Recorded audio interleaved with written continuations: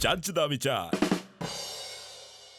ਸਤਿ ਸ਼੍ਰੀ ਅਕਾਲ ਜੀ, ਤੁਸੀਂ ਪ੍ਰਾਈਮ ਮਿਨੀਸਟਰ ਟੈਲੀਵਿਜ਼ਨ ਦੇਖ ਰਹੇ ਹੋ। ਦੋਸਤੋ, ਮੈਂ ਹਾਂ ਸਵਰਨ ਸਿੰਘ ਟੈਣਾ ਤੇ ਹਰ ਰੋਜ਼ ਦੀ ਤਰ੍ਹਾਂ ਪ੍ਰੋਗਰਾਮ ਜੱਜ ਦਾ ਵਿਚਾਰ ਪੇਸ਼ ਕਰਨ ਦਾ ਵੇਲਾ ਹੋ ਚੱਲਿਆ ਤੇ ਮੇਰੇ ਨਾਲ ਨੇ ਹਰਮਨ ਸਿੰਘ ਜੀ। ਸਤਿ ਸ਼੍ਰੀ ਅਕਾਲ ਟਾਣਾ ਸਾਹਿਬ। ਸਤਿ ਸ਼੍ਰੀ ਅਕਾਲ। ਕੀ ਹਾਲ ਚਾਲ ਨੇ? ਬਹੁਤ ਵਧੀਆ। ਕੀ ਹੋਇਆ? ਰੁਕ ਕੇ ਅੱਗੇ ਵਧ ਰਹੇ? ਥੋੜਾ ਜਿਹਾ ਅਟਕ ਜੇ ਗਿਆ ਸੀ ਮੈਂ ਜੀ। ਉਹ 2 ਦਿਨ ਦੀ ਛੁੱਟੀ ਕੱਟੀ ਹੈ ਨਾ, ਉਹ ਫਿਰ ਸ਼ਬਦ ਜ਼ੁਬਾਨ ਦੇ ਉੱਤੇ ਉਵੇਂ ਚੜ ਨਹੀਂ ਸੀ ਰਹੇ। ਅੱਛਾ, ਵੀ ਪੱਟੇ ਦੇ ਤੋਂ ਚੜਾ ਲਾਂ ਮੈਂ। ਕਿਉਂ 2 ਦਿਨ ਤੁਸੀਂ ਵੀ ਨਵਜੋਤ ਸਿੰਘ ਸਿੱਧੂ ਹੋਰਾਂ ਦੀ ਤਰ੍ਹਾਂ ਮੌਨ ਵਰਤ ਰੱਖਿਆ ਹੋਇਆ ਸੀ? ਨਹੀਂ ਮੈਂ ਨਹੀਂ ਰੱਖਿਆ, ਨਾ ਹੀ ਮੈਥੋਂ ਰੱਖਿਆ ਜਾਂਦਾ ਜੀ। ਹਾਂ। ਤੇ ਮੌਸਮ ਸਾਨੂੰ ਕਿਹੜਾ ਕਿਸੇ ਨੇ ਜੂਸ ਪਿਆ ਕੇ ਕਹਿਣਾ ਵੀ ਭਾਈ ਤੋੜ ਦਿਓ। ਸਹੀ ਗੱਲ ਆ, ਆਪਦਾ ਆਪੇ ਤੋੜਨਾ ਪੈਂਦਾ। ਹਾਂ। ਮੌਸਮ ਕਿਵੇਂ ਹੈ? ਮੌਸਮ ਪੰਜਾਬ ਦਾ ਭਾਈ ਠੀਕ ਆ। ਸਵੇਰ ਦੇ ਵੇਲੇ ਤਾਂ ਜੇ ਠੀਕ ਸੀ, ਬੱਦਲਵਾਈ ਸੀ। ਲੰਘੇ ਕੱਲ ਪੰਜਾਬ ਦੇ ਕੁਝ ਕੁ ਹਿੱਸਿਆਂ ਦੇ ਵਿੱਚ ਕਣੀਆਂ ਪਈਆਂ ਜੀ, ਜਿਹਦੇ ਕਰਕੇ ਮੰਡੀਆਂ 'ਚ ਜਿਹੜੇ ਝੋਨੇ ਦੇ ਢੇਰ ਲੱਗੇ ਆ, ਉਹ ਕਿਸਾਨਾਂ ਨੂੰ ਕਾਫੀ ਪਰੇਸ਼ਾਨੀ ਆਈ ਆ। ਤੇ ਮੌਸਮ ਵਿਭਾਗ ਨੇ ਗੱਲ ਕਹੀ ਆ ਕਿ ਆਉਂਦੇ 3 ਦਿਨ ਪੰਜਾਬ ਦੇ ਵਿੱਚ ਕਈ ਥਾਵਾਂ ਦੇ ਉੱਤੇ ਪੂਰਾ ਮੀਂਹ ਪੈ ਸਕਦਾ।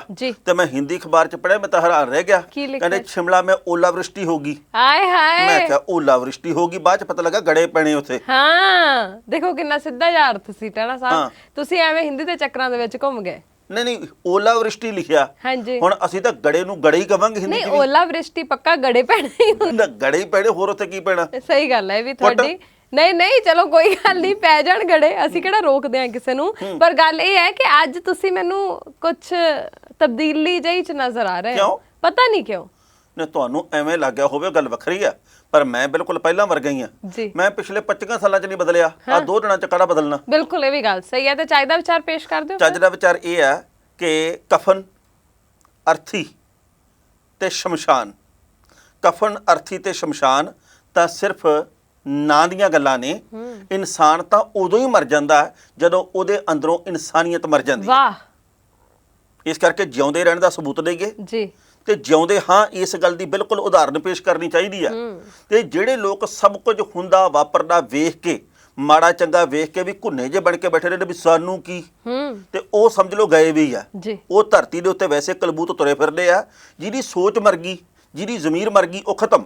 ਬਿਲਕੁਲ ਸਹੀ ਗੱਲ ਹੈ ਤੁਹਾਡੀ, ਪਰ ਅਫਸੋਸ ਇਸ ਚੀਜ਼ ਦਾ ਹੈ ਕਿ ਅੱਜ ਦੇ ਦੌਰ ਦੇ ਵਿੱਚ ਬਹੁਤੇ ਕਲਬੂਤ ਹੀ ਤੁਰੇ ਫਿਰਦੇ ਨੇ। ਬਹੁਤੀਆਂ ਸਿਰਫ ਆਪਾਂ ਨੂੰ ਸਰੀਰ ਹੀ ਦਿਖ ਰਹੇ ਨੇ ਜਿਹੜੇ ਤੁਰੇ ਫਿਰਦੇ ਨੇ, ਆਤਮਾਵਾਂ ਮਰ ਚੁੱਕੀਆਂ ਨੇ। ਹਾਂ, ਬਿਲਕੁਲ ਸਹੀ ਗੱਲ ਹੈ। ਜਾਂ ਫਿਰ ਗਾਲਾਂ ਕੱਢੀ ਜਾਣਗੇ। ਉਹ ਕਹਿੰਦੇ ਵੀ ਅਸੀਂ ਜਿਉਂਦੇ ਆ, ਇਹਦਾ ਸਬੂਤ ਹੀ ਹੈ ਵੀ ਅਸੀਂ ਗਾਲਾਂ ਕੱਢਦੇ ਆ। ਬਿਲਕੁਲ ਸਹੀ ਗੱਲ ਹੈ। ਸੋ ਖੈਰ, ਹੁਣ ਮੇਰੇ ਵਾਲਾ ਚਾਹੀਦਾ ਵਿਚਾਰ ਪੇਸ਼ ਕਰੀਏ ਹਿੰਦੀ ਚ। ਟਾਣਾ ਸਾਹਿਬ ਆਉਣ ਦਿਓ। ਕਹਿੰਦੇ ਥੋੜਾ ਟੇਢੇ ਰਹੋਗੇ। ਹਾਂ। ਉਹ ਨਹੀਂ ਤੁਸੀਂ ਨਹੀਂ ਹੋਣਾ, ਮੈਂ ਤਾਂ। ਅੱਛਾ, ਤੁਸੀਂ ਕਿਹਾ ਥੋੜਾ ਸਾ ਟੇਢੇ ਰਹੋਗੇ तो मैं खा लो। नहीं मैं थोड़ा बदल देनी है। चलो, थोड़ा टेढ़े चलोगे तो चलते रहोगे। थोड़ा सा टेढ़े चलोगे तो चलते रहोगे, भावें कुब ही पड़ जाए। ओ नहीं, ऐ करो, तुसी सुना लो। थोड़ा टेढ़े रहोगे तो चलते रहोगे, अगर सीधे होगे तो भी चलते रहोगे। टेढ़े रहोगे तो डॉक्टर के पास जाना पड़ेगा। ओ गुरुजी शांत चाहिदा विचार सुनो। थोड़ा टेढ़े चलोगे तो चलते रहोगे, पूरे सीधे हुए तो बात खत्म। एक ही गल बनी भी टेढ़े रहोगे ऐ तो चलते रहोगे, ते जे सीधे ऐ चलोगे तो बात खत्म। ਤੇ ਮੈਂ ਤਾਂ ਸਿੱਧਾ ਚੱਲਦਾ, ਹਾਲੇ ਤੱਕ ਬਾਤ ਖਤਮ ਤਾਂ ਹੋਈ ਨਹੀਂ। ਟਾਣਾ ਸਾਹਿਬ ਵਿਸਥਾਰ ਤਾਂ ਪੁੱਛੋ ਇਹਦਾ। ਜੀ, ਮੇਰੇ ਕਹਿਣ ਦਾ ਭਾਵ ਸੀ ECG ਦੀਆਂ ਲਾਈਨਾਂ ਤੋਂ। ਉਹ ਹਮੇਸ਼ਾ ਜੋ ਟੇਡੀਆਂ ਮੇਡੀਆਂ ਚੱਲਦੀਆਂ ਨੇ, ਇਹਦਾ ਮਤਲਬ ਇਹ ਹੈ ਕਿ ਤੁਸੀਂ ਜ਼ਿੰਦਾ ਹੋ, ਜ਼ਿੰਦਗੀ ਚੱਲ ਰਹੀ ਹੈ। ਜੇ ਬਿਲਕੁਲ ਸਿੱਧੀਆਂ ਹੋ ਗਈਆਂ ਉਹ ਲਾਈਨਾਂ, ਤੇ ਇਹਦਾ ਮਤਲਬ ਕਿ ਸਭ ਕੁਝ ਖਤਮ ਹੋ ਗਿਆ। ਸੋ ਇਸੇ ਤਰ੍ਹਾਂ ਜ਼ਿੰਦਗੀ ਦੇ ਵਿੱਚ ਵੀ ਜੇਕਰ ਤੁਸੀਂ ਬਹੁਤੇ ਸਿੱਧੇ ਹੋ, ਜੇਕਰ ਤੁਸੀਂ ਬਹੁਤ ਸਿੱਧੇ ਹੋ ਕੇ, ਸੰਕੇਤਕ ਤੌਰ ਤੇ ਗੱਲ ਕਹਿ ਰਹੇ ਹਾਂ, ਸੰਕੇਤਕ ਤੌਰ ਤੇ ਜੀ, ਜੇਕਰ ਤੁਸੀਂ ਸੋਚਦੇ ਹੋ ਕਿ ਬਹੁਤ ਸਿੱਧੇ ਹੋ ਕੇ ਜ਼ਿੰਦਗੀ ਨਿਕਲ ਜਾਏਗੀ, ਤੁਸੀਂ ਸਿੱਧੇ ਹੋ ਕੇ ਸਭ ਕੁਝ ਪਾ ਲਓਗੇ, ਤਾਂ ਇਦਾਂ ਵੀ ਨਹੀਂ ਹੈ। ਥੋੜਾ ਜਿਹਾ ਜ਼ਿੰਦਗੀ 'ਚ ਟੇਢੇ ਹੋਣਾ ਪੈਂਦਾ, ਕਿਉਂਕਿ ਜਿਹੜੇ ਲੋਕ ਬਹੁਤੇ ਸ਼ਰੀਫ ਹੁੰਦੇ ਨੇ, ਭੋਲੇ ਹੁੰਦੇ ਨੇ, ਲੋਕ ਵੈਸੇ ਹੀ ਉਹਨਾਂ ਨੂੰ ਕੁਝ ਨਹੀਂ ਸਮਝਦੇ, ਇਸ ਲਈ ਥੋੜਾ ਜਿਹਾ ਟੇਢੇ ਹੋਣਾ ਚਾਹੀਦਾ। ਪਰ ਇੱਕ ਗੱਲ ਆ ਵੀ ਇਹ ਫਾਰਮੂਲਾ, ਇਹ ਪਾਨਾ, ਇਹ ਚਾਬੀ ਹਰ ਇੱਕ ਦੇ ਉੱਤੇ ਨਹੀਂ ਲੱਗਦੀ। ਕਿਤੇ 7 ਨੰਬਰ ਦੀ ਚਾਬੀ ਲੱਗਦੀ, ਕਿਤੇ 8 ਦੀ, ਕਿਤੇ 4 ਦੀ, ਕਿਤੇ 6 ਦੀ। ਵੀ ਮੇਰੀ ਬੇਨਤੀ ਤਾਂ ਇਹ ਆ ਵੀ ਭਾਈ ਰਹੋ ਤੁਸੀਂ ਆਪਦਾ ਸਿੱਧੇ ਸਾਦੇ। ਤੇ ਕੋਈ ਕੀ ਕਹਿੰਦਾ, ਕੋਈ ਨਹੀਂ ਜਿਉਣ ਦੇਣਾ ਚਾਹੁੰਦਾ ਤਾਂ ਵੀ ਜਿਉਂ ਲੈਣਾ, ਤੇ ਕੋਈ ਕਹਿੰਦਾ ਵੀ ਜਿਉਂਦਾ ਰਹੇ ਤਾਂ ਵੀ ਉਹਨਾਂ ਕਚਰੀ ਕੱਟਣਾ। ਇਹਦੇ ਨਾਲ ਮੈਨੂੰ ਲੱਗਦਾ ਨਹੀਂ ਕੋਈ ਬੜਾ ਫਰਕ ਪੈਂਦਾ। ਟਾਣਾ ਸਾਹਿਬ, ਅੱਗੇ ਵੱਧਦੇ ਲੋਕਾਂ ਨੂੰ ਨਾ, ਜਦੋਂ ਕੋਈ ਅੱਗੇ ਵੱਧਦਾ ਸਿੱਧਾ ਹੋ ਕੇ, ਤੇ ਲੱਤਾਂ ਖਿੱਚਣ ਵਾਲੇ ਬਹੁਤ ਹੁੰਦੇ ਨੇ। ਤੇ ਖਿੱਚੀ ਜਾਣ, ਉਹਨਾਂ ਦਾ ਕੰਮ ਹੀ ਇਹ ਆ। ਸੱਚੇ ਪਾਤਸ਼ਾਹ ਨੇ ਡਿਊਟੀ ਲਾਈ ਉਹਨਾਂ ਦੀ, ਖਸਮਾਂ ਨੂੰ ਖਾਣ। ਮੇਰਾ ਚਾਹੀਦਾ ਵਿਚਾਰ ਕੈਂਸਲ। ਨਹੀਂ, ਮੈਂ ਆਪਣੇ ਆਪ ਨੂੰ ਇਸ ਚਾਹੀਦਾ ਵਿਚਾਰ ਤੋਂ ਵੱਖ ਕਰਦੀ ਹਾਂ। ਇਹ ਚਾਹੀਦਾ ਵਿਚਾਰ ਤੋੜ ਮਰੋੜ ਕੇ ਪੇਸ਼ ਕੀਤਾ ਗਿਆ ਸੀ। ਮੇਰਾ ਇਸ ਚਾਹੀਦਾ ਵਿਚਾਰ ਦੇ ਨਾਲ ਕੋਈ ਸਬੰਧ ਨਹੀਂ ਹੈ। ਰਾਜ ਸਭਾ ਦੀ ਮੈਂਬਰੀ ਮਿਲੂਗੀ ਜਿਵੇਂ ਤੁਸੀਂ ਘੁੰਮਦੇ ਆ ਨਾ। ਹਾਂਜੀ ਹਾਂਜੀ। ਮੈਨੂੰ ਨਹੀਂ ਚਾਹੀਦੀ, ਹਾਂ। ਸਾਡੇ ਜ਼ਮੀਰ ਜਿਉਂਦੇ ਨੇ। ਵੈਰੀ ਗੁੱਡ, ਹਾਂ। That is nice. Thank you. ਮੈਂ ਵੈਸੇ ਆਉਂਦੇ ਹੀ ਜਿਹੜੀ ਗੱਲ ਕਹੀ ਸੀ ਉਹ ਸੱਚੀ ਹੋ ਗਈ। ਕਿਹੜੀ? ਅੱਜ ਕੁਝ ਹੋਇਆ। ਮੈਨੂੰ ਕੀ ਹੋਇਆ? ਅੰਗਰੇਜ਼ੀ ਦੱਸੋ ਮੇਰੀ ਕਿਵੇਂ ਆ? ਪੂਰੇ 11 ਬੈਂਡ। ਦੈਟਸ ਨਾਈਸ, ਠੀਕ ਹੁੰਦਾ। ਪੂਰੇ ਦੈਟਸ ਨਾਈਸ ਯਾਰ, ਲੋਕੀ 9 ਦੇ ਵਿੱਚੋਂ ਲੈਂਦੇ ਨੇ ਬੈਂਡ, ਹਾਂ। ਤੁਸੀਂ ਤਾਂ ਸ਼ੁਰੂ ਹੀ 11 ਤੋਂ ਹੋਏ ਹੋ। ਅੱਛਾ, ਹਾਂ, ਲਿਖਾਈ ਦੇ ਖਤਮ, ਸਫਾਈ ਦੇ ਵੀ ਮਿਲਣੇ ਆ। ਹਾਂ ਵਾਹ ਵਾਹ, ਮੈਂ ਰਾਜਾ ਵੜਿੰਗ ਨਾਲ ਝਾੜੂ ਚੱਕੀ ਫਿਰਦਾ ਨਾ। ਨਹੀਂ, ਪਰ ਰਾਜਾ ਵੜਿੰਗ ਹੋਰਾਂ ਨੇ ਪੂਰੀ ਤਰ੍ਹਾਂ ਦੇ ਨਾਲ ਆਪਣਾ ਐਕਸ਼ਨ ਮੋਡ ਦਿਖਾਇਆ ਹੋਇਆ ਸਾਰਿਆਂ ਨੂੰ। ਬਿਲਕੁਲ ਅੰਗਰੇਜ਼ੀ ਨਹੀਂ ਬੋਲਣੀਗੀ, ਮੈਂ ਤਾਂ ਵੈਸੇ ਟੋਕ ਕੇ ਦੇਖਦਾ ਸੀਗਾ ਵੀ ਮੇਰੇ ਮਗਰ ਲਾ ਕੇ ਅੰਗਰੇਜ਼ੀ ਵਾਲੇ ਰਾਹ ਤੇ ਤਾਂ ਨਹੀਂ ਤੁਰਦੇ। ਮਾੜੀ ਗੱਲ ਆ, ਸ਼ੁੱਧ ਪੰਜਾਬੀ ਜ਼ਿੰਦਾਬਾਦ। ਜ਼ਿੰਦਾਬਾਦ ਹੈ, ਮੇਰੀ ਬੋਲੀ ਜ਼ਿੰਦਾਬਾਦ, ਜ਼ਿੰਦਾਬਾਦ ਤੁਹਾਡੀ ਹੈ, ਬੋਲੀ ਜ਼ਿੰਦਾਬਾਦ, ਜ਼ਿੰਦਾਬਾਦ ਮਾਂ ਬੋਲੀ ਹੈ। ਜ਼ਿੰਦਾਬਾਦ। ਜ਼ਿੰਦਾਬਾਦ ਹੈ, ਹਾਂ। ਸੀ ਤੇ ਰਹੇਗੀ। ਹਾਂ। ਪਰ ਮੈਂ ਸਹੀ ਕਿਹਾ ਸੀ, ਤੁਸੀਂ ਅੱਜ ਚਲੋ ਕੁਝ ਹੋਇਆ। ਰਾਜਾ ਵੜਿੰਗ ਹੋਰੀ ਪਹਿਲਾਂ ਤਾਂ ਕਦੇ ਕਦੇ ਤੜਿੰਗ ਹੋਰੀ ਹੋ ਜਾਂਦੇ ਜੀ, ਸੀਗੇ, ਜੀ। ਪਰ ਹੁਣ ਜਿਸ ਤਰੀਕੇ ਦੇ ਨਾਲ ਆਵਾਜਾਈ ਵਿਭਾਗ ਦੇ ਟਰਾਂਸਪੋਰਟ ਮੰਤਰੀ ਬਣਨ ਤੋਂ ਬਾਅਦ ਉਹਨਾਂ ਨੇ ਸਰਗਰਮੀ ਫੜੀ ਆ ਪਤਾ ਲੱਗਾ ਜੀ 23-24 ਬੱਸਾਂ ਉਹਨਾਂ ਨੇ ਅੰਮ੍ਰਿਤਸਰ ਦੇ ਵਿੱਚ ਜਾ ਕੇ ਜ਼ਬਤ ਕੀਤੀਆਂ। ਉਹਦੇ ਵਿੱਚ ਔਰਬਿਟ ਵਾਲੀਆਂ ਵੀ ਆ, ਕਈ ਹੋਰ ਵੀ ਆ। ਉਹ ਕਹਿੰਦੇ ਵੀ ਮੈਂ ਗੱਦ ਨਹੀਂ ਪੈਣ ਦੇਣਾਗਾ, ਉਹ ਕਹਿੰਦੇ ਵੀ ਮੈਂ ਸਭ ਨੂੰ ਸਿੱਧੇ ਕਰ ਦੇਣਾ। ਉਹ ਕਹਿੰਦੇ ਵੀ ਜਿੰਨਾ ਕੁ ਚਿਰ ਮੈਂ ਮੰਤਰੀ ਆ ਤੇ ਬਿਲਕੁਲ ਉਹੀ ਬੱਸਾਂ ਸੜਕਾਂ ਤੇ ਭਜਣਗੀਆਂ ਜਿਨ੍ਹਾਂ ਦੇ ਟੈਕਸ ਜਮ੍ਹਾਂ ਹੈਗੇ ਆ, ਜਿਹੜੀਆਂ ਬਿਲਕੁਲ ਪਰਮਿਟਾਂ ਵਾਲੀਆਂ। ਇਹ ਨਹੀਂ ਵੀ ਪਰਮਿਟ ਇੱਕ ਦਾ ਚੱਲੀ ਜਾਂਦੀਆਂ 7, ਉਹ ਇਦਾਂ ਦਾ ਕੰਮ ਮੈਂ ਬੰਦ ਕਰ ਦੇਣਾ। ਪਰ ਇੱਕ ਸਵਾਲ ਸੀ ਟਾਣਾ ਸਾਹਿਬ, ਅੱਜ ਤੁਸੀਂ ਪੂਰੇ ਰੌਂਦ ਦੇ ਵਿੱਚ ਸ਼ਾਇਦ ਜਵਾਬ ਵੀ ਦੇ ਦੋਗੇ ਮੈਨੂੰ, ਐਸੇ ਅਕਸਰ ਦੇ ਦਿੰਨੇ ਹੁੰਨੇ ਆ।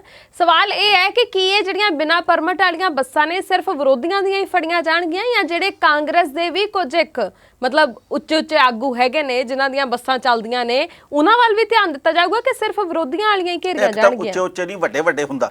ਮਾਫ਼ੀ। ਦੂਜੀ ਗੱਲ ਇਹ ਆ, ਉੱਚੇ ਉੱਚੇ ਨੂੰ ਸਰੂ ਦਾ ਬੂਟਾ ਉਹ। ਜੀ ਹਾਂ, ਗੱਲ ਇਹ ਆ ਵੀ ਇਹੀ ਗੱਲ ਜਿਹੜਾ ਤੁਹਾਡਾ ਸਵਾਲ ਆ, ਇਹ ਸ਼ਰੀਕਾ ਭਾਈਚਾਰਾ ਵੀ ਚੱਕਦਾ। ਉਹ ਕਹਿੰਦੇ ਦੇਖੋ ਵੀ ਬਿਨਾਂ ਪਰਮਿਟਾਂ ਵਾਲੀਆਂ ਬੱਸਾਂ, ਫਲਾਣੀਆਂ ਬੱਸਾਂ, ਭਾਈ ਤੁਸੀਂ ਸਾਰਿਆਂ ਦੇ ਉੱਤੇ ਕਾਰਵਾਈ ਕਰੋ। ਤੁਸੀਂ ਜਿਹੜੇ ਕਾਂਗਰਸੀਆਂ ਦੀਆਂ ਬੱਸਾਂ ਉਹਨਾਂ ਤੇ ਵੀ ਕਾਰਵਾਈ ਕਰੋ। ਤੁਸੀਂ ਚੁਣ ਚੁਣ ਕੇ ਸਾਡੀਆਂ ਬੱਸਾਂ ਦੇ ਉੱਤੇ ਹੀ ਕਾਰਵਾਈ ਨਾ ਕਰੋ। ਜਾਂ ਫਿਰ ਦੱਸੋ ਵੀ ਤੁਹਾਡੀ ਪਾਰਟੀ ਦੇ ਆਗੂਆਂ ਨੇ ਸਾਰਿਆਂ ਨੇ ਟੈਕਸ ਜਮ੍ਹਾਂ ਕਰਵਾਏ ਆ। ਮਤਲਬ ਇਹ ਆ ਵੀ ਰਾਜਾ ਵੜਿੰਗ ਹੋਰਾਂ ਨੂੰ ਇਹੋ ਜਿਹੇ ਸਵਾਲ ਵੀ ਸ਼ਰੀਕੇ ਭਾਈਚਾਰੇ ਵੱਲੋਂ ਕੀਤੇ ਜਾ ਰਹੇ ਆ। ਜੀ, ਇਹਦੇ 'ਚ ਕੋਈ ਦੋ ਰਾਏ ਨਹੀਂ ਕਿ ਰਾਜਾ ਵੜਿੰਗ ਹੋਰੀ ਕੰਮ ਕਰ ਰਹੇ ਨੇ। ਕਦੇ ਉਹ ਕਿਸੇ ਬੱਸ ਅੱਡੇ ਤੇ ਜਾਂਦੇ ਨੇ, ਕਦੇ ਉਹ ਕਿਸੇ ਬੱਸ ਅੱਡੇ ਤੇ ਜਾਂਦੇ ਨੇ, ਜਾ ਕੇ ਸਾਰਾ ਕੁਝ ਉਹ ਦੇਖ ਰਹੇ ਨੇ ਕਿ ਕੰਮ ਕਿਵੇਂ ਕਿਵੇਂ ਹੋ ਰਿਹਾ ਹੈ। ਪਰ ਇਹਦੇ ਨਾਲ ਨਾਲ ਆਪਣਿਆਂ ਨੂੰ ਵੀ ਤਾਂ ਵੇਖਣਾ ਪਊਗਾ ਨਾ। ਇਹ ਤਾਂ ਨਹੀਂ ਕਿ ਅਸੀਂ ਸੱਤਾ ਚ ਆਂ ਤੇ ਸਾਡੇ ਜੋ ਮਰਜ਼ੀ ਕਰਨ ਤੇ ਜਿਹੜੇ ਦੂਜੇ ਨੇ ਉਹ ਥੋੜਾ ਸੋਚ ਸਮਝ ਕੇ ਅੱਗੇ ਵਧਣ। ਬਿਲਕੁਲ, ਵੜਿੰਗ ਸਾਹਿਬ ਨੂੰ ਇਹ ਗੱਲ ਦੱਸਣੀ ਪਊਗੀ ਵੀ ਮੇਰੇ ਹੱਥ ਦੇ ਵਿੱਚ ਆਪਣਿਆਂ ਦੀਆਂ ਵੀ ਆ ਤੇ ਦੂਜਿਆਂ ਦੀਆਂ ਵੀ ਆ। ਮੈਂ ਇਹ ਨਹੀਂ ਸੋਚਦਾ ਵੀ ਭਾਈ ਆਪਣਿਆਂ ਦੀਆਂ ਕੱਚ ਚ ਲਈ ਫਿਰਦਾ, ਦੂਜਿਆਂ ਦੀਆਂ ਹੱਥ ਦੇ ਵਿੱਚ ਆ।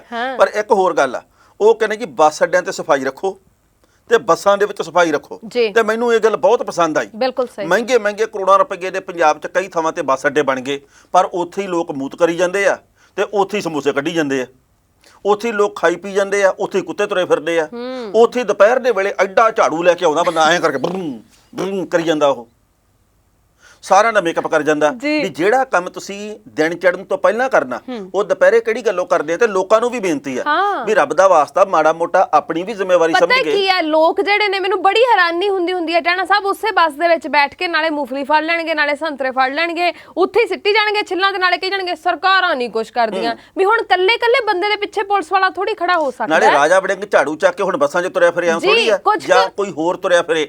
ਆਪ ਹੀ ਗੰਦ ਨਾ ਪਾਈਏ। ਜਿਹੜੇ ਦੇਸ਼ ਦੇ ਵਿੱਚ, ਜਿਹੜੇ ਸੂਬੇ ਦੇ ਵਿੱਚ ਬੱਸਾਂ ਦੇ ਵਿੱਚ ਇਹ ਲਿਖਣਾ ਪੈਂਦਾ ਹੋਵੇ ਵੀ ਸਿਰ ਤੇ ਬਾਜੂ ਬਾਹਰ ਨਾ ਕੱਢੋ, ਸਮਝਾਉਣਾ ਪੈਂਦਾ ਵੀ ਸਿਰ ਵੀ ਤੁਹਾਡਾ, ਬਾਹ ਵੀ ਤੁਹਾਡੀ ਆ, ਸਮਝਾਉਣਾ ਪੈਂਦਾ ਕਿਰਪਾ ਕਰਕੇ ਬੱਸ ਵਿੱਚ ਗੰਦ ਨਾ ਪਾਓ ਜੀ। ਸੋ ਇਹ ਮਾੜੀ ਗੱਲ ਆ ਵੀ ਭਾਈ ਅਸੀਂ ਇਸ ਗੱਲ ਦੇ ਉੱਤੇ ਅਮਲ ਨਹੀਂ ਕਰਦੇਗੇ, ਫਿਰ ਵੀ ਲੋਕ ਐਂ ਵੇਖੀ ਜਾਣਗੇ ਜਿਵੇਂ ਬੱਸ ਤੋਂ ਪਹਿਲਾਂ ਪਹੁੰਚਣਾ ਹੁੰਦਾ। ਹਾਂ ਬਿਲਕੁਲ ਸਹੀ। ਗੰਦੀਆਂ ਆਦਤਾਂ ਤਾਂ ਸਾਨੂੰ ਛੱਡਣੀਆਂ ਪੈਣਗੀਆਂ ਨਾ। ਕੁਝ ਕੁ ਅਸੀਂ ਗਲਤ ਆ, ਬਹੁਤੀਆਂ ਸਰਕਾਰਾਂ ਗਲਤ ਨੇ। ਸੋ ਥੋੜਾ ਜਿਹਾ ਅਸੀਂ ਆਪਣੇ ਆਪ ਨੂੰ ਸੁਧਾਰੀਏ, ਆਪਣੀ ਜ਼ਿੰਮੇਵਾਰੀ ਅਸੀਂ ਸਮਝ ਗਏ ਤੇ ਸਰਕਾਰਾਂ ਆਪਣੀ ਜ਼ਿੰਮੇਵਾਰੀ ਸਮਝਣ ਤੇ ਬੱਸ ਡਿਪੂਆਂ ਵਾਲੇ ਆਪਣੀ ਜ਼ਿੰਮੇਵਾਰੀ ਸਮਝਣ। ਮੈਂ ਨਾ ਇੱਕ ਵਾਰੀ ਤੜਕੇ ਪਿੰਡ ਨੂੰ ਜਾਣਾ ਸੀ, ਮੈਨੂੰ ਸੀਗਾ ਵੀ 9 ਵਜੇ ਤੱਕ ਪਿੰਡ ਪਹੁੰਚ ਜਾ। ਇੱਥੋਂ ਮੈਂ ਫੜੀ ਬੱਸ 5:30 ਵਜੇ, ਪਹਿਲੀ ਬੱਸ ਜਾਣੀ ਸੀਗੀ ਜਿਹੜੀ ਮੋਗੇ ਤੋਂ ਮੈਂ ਗਾਂ ਬਦਲਦਾ। ਬੱਸ ਸੀਗੀ, ਮੈਂ ਕਾਹਤੋਂ ਕਿਸੇ ਕੰਪਨੀ ਦਾ ਨਾਂ ਨਹੀਂ ਲੈਂਦਾ, ਉਹਦੇ ਵਿੱਚ ਇੰਨਾ ਕੁ ਮਿੱਟੀ ਘੱਟਾ, ਮੈਂ ਜਿੱਥੇ ਬੈਠਾ ਐਂ ਵੇਖਾਂ ਪਹਿਲਾਂ ਵੀ ਯਾਰ ਦੂਜੀ ਸੀਟ ਤੇ ਬਹਿ ਜਾਣਾ, ਉੱਥੇ ਇਹ ਕਰਾਂ, ਫੇਰ ਕਹਿੰਦਾ ਕੋਈ ਗੱਲ ਨਹੀਂ ਤੁਸੀਂ ਬਹਿ ਜਾਓ, ਸਾਫ਼ ਹੋ ਜਾਣੀ ਆ। ਮੈਂ ਕਿਹਾ ਵੀ ਸਾਡੀ ਪਿੱਠ ਸੀਟਾਂ ਸਾਫ਼ ਕਰਨ ਨੂੰ ਹੀ ਆ। ਬਿਲਕੁਲ ਸਹੀ ਗੱਲ ਹੈ। ਸੋ ਹਰੇਕ ਨੂੰ ਜ਼ਿੰਮੇਵਾਰੀ ਸਮਝਣੀ ਪਊਗੀ। ਨਾਲੇ ਸਭ ਤੋਂ ਵੱਡੀ ਚੀਜ਼ ਇਹ ਹੈ ਨਾ ਕਿ ਅਸੀਂ ਜ਼ਿੰਮੇਵਾਰ ਹੋਵਾਂਗੇ ਤਾਂ ਜ਼ਿੰਮੇਵਾਰ ਸਰਕਾਰਾਂ ਚੁਣਾਂਗੇ। ਜੇ ਅਸੀਂ ਆਪ ਹੀ ਕਾਣੇ ਆ ਤਾਂ ਫਿਰ ਅਸੀਂ ਵਧੀਆ ਸਰਕਾਰਾਂ ਨਹੀਂ ਚੁਣ ਸਕਦੇ। ਬਿਲਕੁਲ ਸਹੀ। ਟਾਣਾ ਸਾਹਿਬ ਪਿਛਲੇ ਦਿਨੀ ਜੋ ਕੁਝ ਵੀ ਵਾਪਰਿਆ ਸਿੰਘੂ ਬਾਰਡਰ ਦੇ ਉੱਪਰ ਇਹ ਕਿਸੇ ਤੋਂ ਨਹੀਂ ਲੁਕਿਆ ਜੀ। ਹਰ ਇੱਕ ਪਾਸੇ ਉਹ ਸਭ ਕੁਝ ਦੀ ਚਰਚਾ ਹੋ ਰਹੀ ਹੈ। ਜੋ ਕੁਝ ਵੀ ਨਿਹੰਗ ਸਿੰਘਾਂ ਦੇ ਵੱਲੋਂ ਕੀਤਾ ਗਿਆ ਉਸ ਤੋਂ ਬਾਅਦ ਵਿੱਚ ਰੌਲਾ ਬਹੁਤ ਜ਼ਿਆਦਾ ਪੈ ਗਿਆ ਔਰ ਹੁਣ ਕਿਸਾਨ ਜਥੇਬੰਦੀਆਂ ਤੇ ਨਿਹੰਗ ਸਿੰਘ ਆਮੋ ਸਾਹਮਣੇ ਨੇ। ਬਿਲਕੁਲ ਜੀ, ਤੁਹਾਡੀ ਗੱਲ ਸਹੀ ਹੈ। ਪਿਛਲੇ ਦਿਨੀ ਸਿੰਘੂ ਬਾਰਡਰ ਦੇ ਉੱਤੇ ਨਿਹੰਗ ਸਿੰਘਾਂ ਦੇ ਵੱਲੋਂ ਇੱਕ ਵਿਅਕਤੀ ਨੂੰ ਮਾਰ ਦਿੱਤਾ ਗਿਆ, ਉਹਦੀ ਬਾਂਹ ਵੱਢ ਦਿੱਤੀ ਗਈ, ਉਹਦੀ ਲੱਤ ਵੱਢੀ ਗਈ, ਉਹਦੇ ਸਰੀਰ ਦੇ ਕਈ ਹੋਰ ਹਿੱਸਿਆਂ ਦੇ ਉੱਤੇ ਜ਼ਖਮ ਸੀਗੇ। ਸੋ ਇਸ ਮਾਮਲੇ 'ਚ ਪਤਾ ਲੱਗਾ ਜੀ ਕਿ ਉਹ ਲਖਵੀਰ ਸਿੰਘ ਆ ਜਿਹੜਾ, ਉਹਦੀ ਹੁਣ ਵਿਸਰਾ ਰਿਪੋਰਟ ਭੇਜੀ ਗਈ ਆ ਮਧੂਬਨ ਦੇ ਵੱਲ, ਤਾਂ ਜੋ ਪਤਾ ਲੱਗੇ ਜੀ ਕਿ ਉਹਨੇ ਨਸ਼ਾ ਕਿਹੜਾ ਕੀਤਾ ਹੋਇਆ ਸੀ, ਉਹਦੇ ਸਰੀਰ ਦੇ ਵਿੱਚ ਕਿਤੇ ਜ਼ਹਿਰ ਤਾਂ ਨਹੀਂ ਫੈਲੀ ਹੋਈ ਸੀ। ਪਰ ਉਸ ਤੋਂ ਬਾਅਦ ਕਈ ਤਰ੍ਹਾਂ ਦੀਆਂ ਚਰਚਾਵਾਂ ਚੱਲੀਆਂ। ਰਾਕੇਸ਼ ਟਕੈਤ ਨੇ ਤੇ ਕੁਝ ਕੁ ਹੋਰ ਕਿਸਾਨ ਆਗੂਆਂ ਨੇ ਗੱਲ ਕਹੀ ਹੈ ਕਿ ਨਿਹੰਗ ਸਿੰਘ ਇੱਥੋਂ ਮੋਰਚਾ ਛੱਡ ਕੇ ਚਲੇ ਜਾਣ। ਨਿਹੰਗ ਸਿੰਘਾਂ ਨੇ ਅੱਗੋਂ ਇਹ ਗੱਲ ਕਹੀ ਹੈ ਵੀ ਜੇਕਰ ਸੰਗਤ ਸਾਨੂੰ ਕਹੂਗੀ ਤਾਂ ਅਸੀਂ ਛੱਡ ਕੇ ਚਲੇ ਜਾਵਾਂਗੇ, ਇਦਾਂ ਅਸੀਂ ਕਿਵੇਂ ਚਲੇ ਜਾਗੇ। ਉਹਨਾਂ ਨੇ ਲੋਕਾਂ ਦੀ ਰਾਏ ਮੰਗੀ ਹੈ ਵੀ ਕੀ ਕਰਨਾ ਚਾਹੀਦਾ ਸਾਨੂੰ, ਤੇ ਫਿਰ ਉਹਨਾਂ ਨੇ ਇਹ ਗੱਲ ਕਹੀ ਹੈ ਵੀ ਜੇਕਰ ਸਾਡੇ ਤੇ ਕੋਈ ਦਬਾਅ ਬਣਾਉਣ ਦੀ ਕੋਸ਼ਿਸ਼ ਕੀਤੀ ਜਾਂ ਜੇਕਰ ਸਾਡੇ ਉੱਤੇ ਕੋਈ ਇਹੋ ਜਿਹੀ ਦੂਸ਼ਣਬਾਜ਼ੀ ਕੀਤੀ ਜਿਹੋ ਜਿਹੀ ਚੱਲ ਰਹੀ ਹੈ ਤਾਂ ਅਸੀਂ ਕਿਸਾਨ ਆਗੂਆਂ ਦੇ ਪੂਤੜੇ ਫਰੋਲ ਦਿਆਂਗੇ। ਸਾਡੇ ਕੋਲੇ ਬਹੁਤ ਕੁਝ ਹੈ। ਸੋ ਸਾਡੀ ਬੇਨਤੀ ਤਾਂ ਇਹ ਹੈ ਵੀ ਕਿਸਾਨ ਅੰਦੋਲਨ ਦੇ ਵਿੱਚ ਜਿਹੜੇ ਕਿਸਾਨ ਬੈਠੇ ਆ ਨਾ, ਮਜ਼ਦੂਰ ਬੈਠੇ ਆ, 10.5 ਮਹੀਨੇ ਹੋ ਗਏ ਆ, ਆਪਾਂ ਉਹਨਾਂ ਦੀਆਂ ਭਾਵਨਾਵਾਂ ਦਾ ਵੀ ਸਤਿਕਾਰ ਕਰੀਏ। ਐਨੇ ਦੋਸ਼ ਲਾਤੇ ਇਹਦੇ ਤੇ, ਐਨੇ ਲਾਤੇ ਇਹਦੇ ਤੇ ਜਿਹੜੇ ਬੰਦੇ ਵਿਚਾਰੇ ਉੱਥੇ ਬੈਠੇ ਸਤਨਾਮ ਵਾਹਿਗੁਰੂ ਦਾ ਜਾਪ ਹੀ ਕਰੀ ਜਾਂਦੇ ਆ, ਜਿਹੜੇ ਆਪਦਾ ਕੰਮਕਾਜ ਛੱਡ ਕੇ ਗਏ ਆ, ਜਿਨ੍ਹਾਂ ਦਾ ਦੋਹੇ ਧੜਿਆਂ ਨਾਲ ਹੀ ਕੋਈ ਸੰਬੰਧ ਨਹੀਂ, ਜਿਹੜੇ ਇਹ ਸੋਚਦੇ ਵੀ ਯਾਰ ਅਸੀਂ ਇਹ ਥੋੜੀ ਆ ਵੀ ਅਸੀਂ ਰਾਜੇਵਾਲ ਦੀ ਜਥੇਬੰਦੀ ਦੇ ਆ, ਅਸੀਂ ਉਗਰਾਹਾਂ ਸਾਹਿਬ ਦੀ ਜਥੇਬੰਦੀ ਦੇ ਆ, ਅਸੀਂ ਕਿਸੇ ਹੋਰ ਜਥੇਬੰਦੀ ਦੇ ਆ, ਉਹ ਸਿਰਫ ਕਿਸਾਨ ਜਾਂ ਮਜ਼ਦੂਰ ਹੋਣ ਦੇ ਨਾਤੇ ਬੈਠੇ ਆ। ਉਹਨਾਂ ਦੀਆਂ ਭਾਵਨਾਵਾਂ ਦਾ ਵੀ ਅਸੀਂ ਸਤਿਕਾਰ ਕਰੀਏ ਤੇ ਇੱਕ ਦੂਜੇ ਦਾ ਪੈਰ ਮਿੱਧਣ ਦੇ ਲਈ ਜਾਂ ਇੱਕ ਦੂਜੇ ਨੂੰ ਸਿੱਧਾ ਕਰਨ ਦੇ ਲਈ ਅਸੀਂ ਇਹੋ ਜਿਹੀ ਗੱਲ ਨਾ ਕਰੀਏ ਦੋਵੇਂ ਧਿਰਾਂ, ਜਿਹਦੇ ਕਰਕੇ ਕਿਸਾਨ ਅੰਦੋਲਨ ਕਮਜ਼ੋਰ ਪਵੇ। ਦੇਖੋ ਸਭ ਤੋਂ ਵੱਡੀ ਚੀਜ਼ ਇਹ ਹੈ ਟਾਣਾ ਸਾਹਿਬ, ਮੈਨੂੰ ਲੱਗਦਾ ਹੈ ਕਿ ਦੋਹਾਂ ਹੀ ਧਿਰਾਂ ਨੂੰ, ਚਾਹੇ ਉਹ ਕਿਸਾਨ ਜਥੇਬੰਦੀਆਂ ਨੇ ਚਾਹੇ ਉਹ ਨਿਹੰਗ ਸਿੰਘਾਂ ਦੀਆਂ ਜਥੇਬੰਦੀਆਂ ਨੇ, ਇਹਨਾਂ ਨੂੰ ਇਸ ਗੱਲ ਨੂੰ ਖਿਆਲ ਦੇ ਵਿੱਚ ਰੱਖਣਾ ਚਾਹੀਦਾ ਹੈ ਕਿ ਅਸੀਂ ਵਿਰੋਧੀਆਂ ਨੂੰ ਕੋਈ ਮੌਕਾ ਨਾ ਦਈਏ ਗੱਲ ਕਰਨ ਦਾ। ਬੀਜੇਪੀ ਦੇ ਵੱਖ-ਵੱਖ ਆਗੂਆਂ ਨੂੰ ਮੌਕਾ ਮਿਲ ਗਿਆ। ਮੈਂ ਘੱਟੋ-ਘੱਟ 10 ਬਿਆਨ ਇਹੋ ਜਿਹੇ ਪੜ੍ਹੇ ਆ, ਉਹਦੇ ਵਿੱਚੋਂ ਇੱਕ ਤਾਂ ਨਾ ਬੀਜੇਪੀ ਦਾ ਸੀਨੀਅਰ ਆਗੂ ਆ, ਉਹ ਇਹ ਗੱਲ ਕਹਿੰਦਾ ਇਹ ਕਿਹੜਾ ਕਿਸਾਨ ਅੰਦੋਲਨ, ਜਬਰ ਜਨਾਹ, ਕਤਲ, ਹਿੰਸਕ ਵਾਰਦਾਤਾਂ ਤੇ ਇੱਥੇ ਲੁੱਟ ਖੋਹ ਤੇ ਇੱਥੇ ਨਸ਼ੇ ਤੇ ਪਤਾ ਨਹੀਂ ਹੋਰ ਕਿਹੜੇ-ਕਿਹੜੇ ਇੱਥੇ ਕੁਕਰਮ ਹੋ ਰਹੇ ਆ, ਇਹ ਕੋਈ ਕਿਸਾਨ ਅੰਦੋਲਨ ਆ।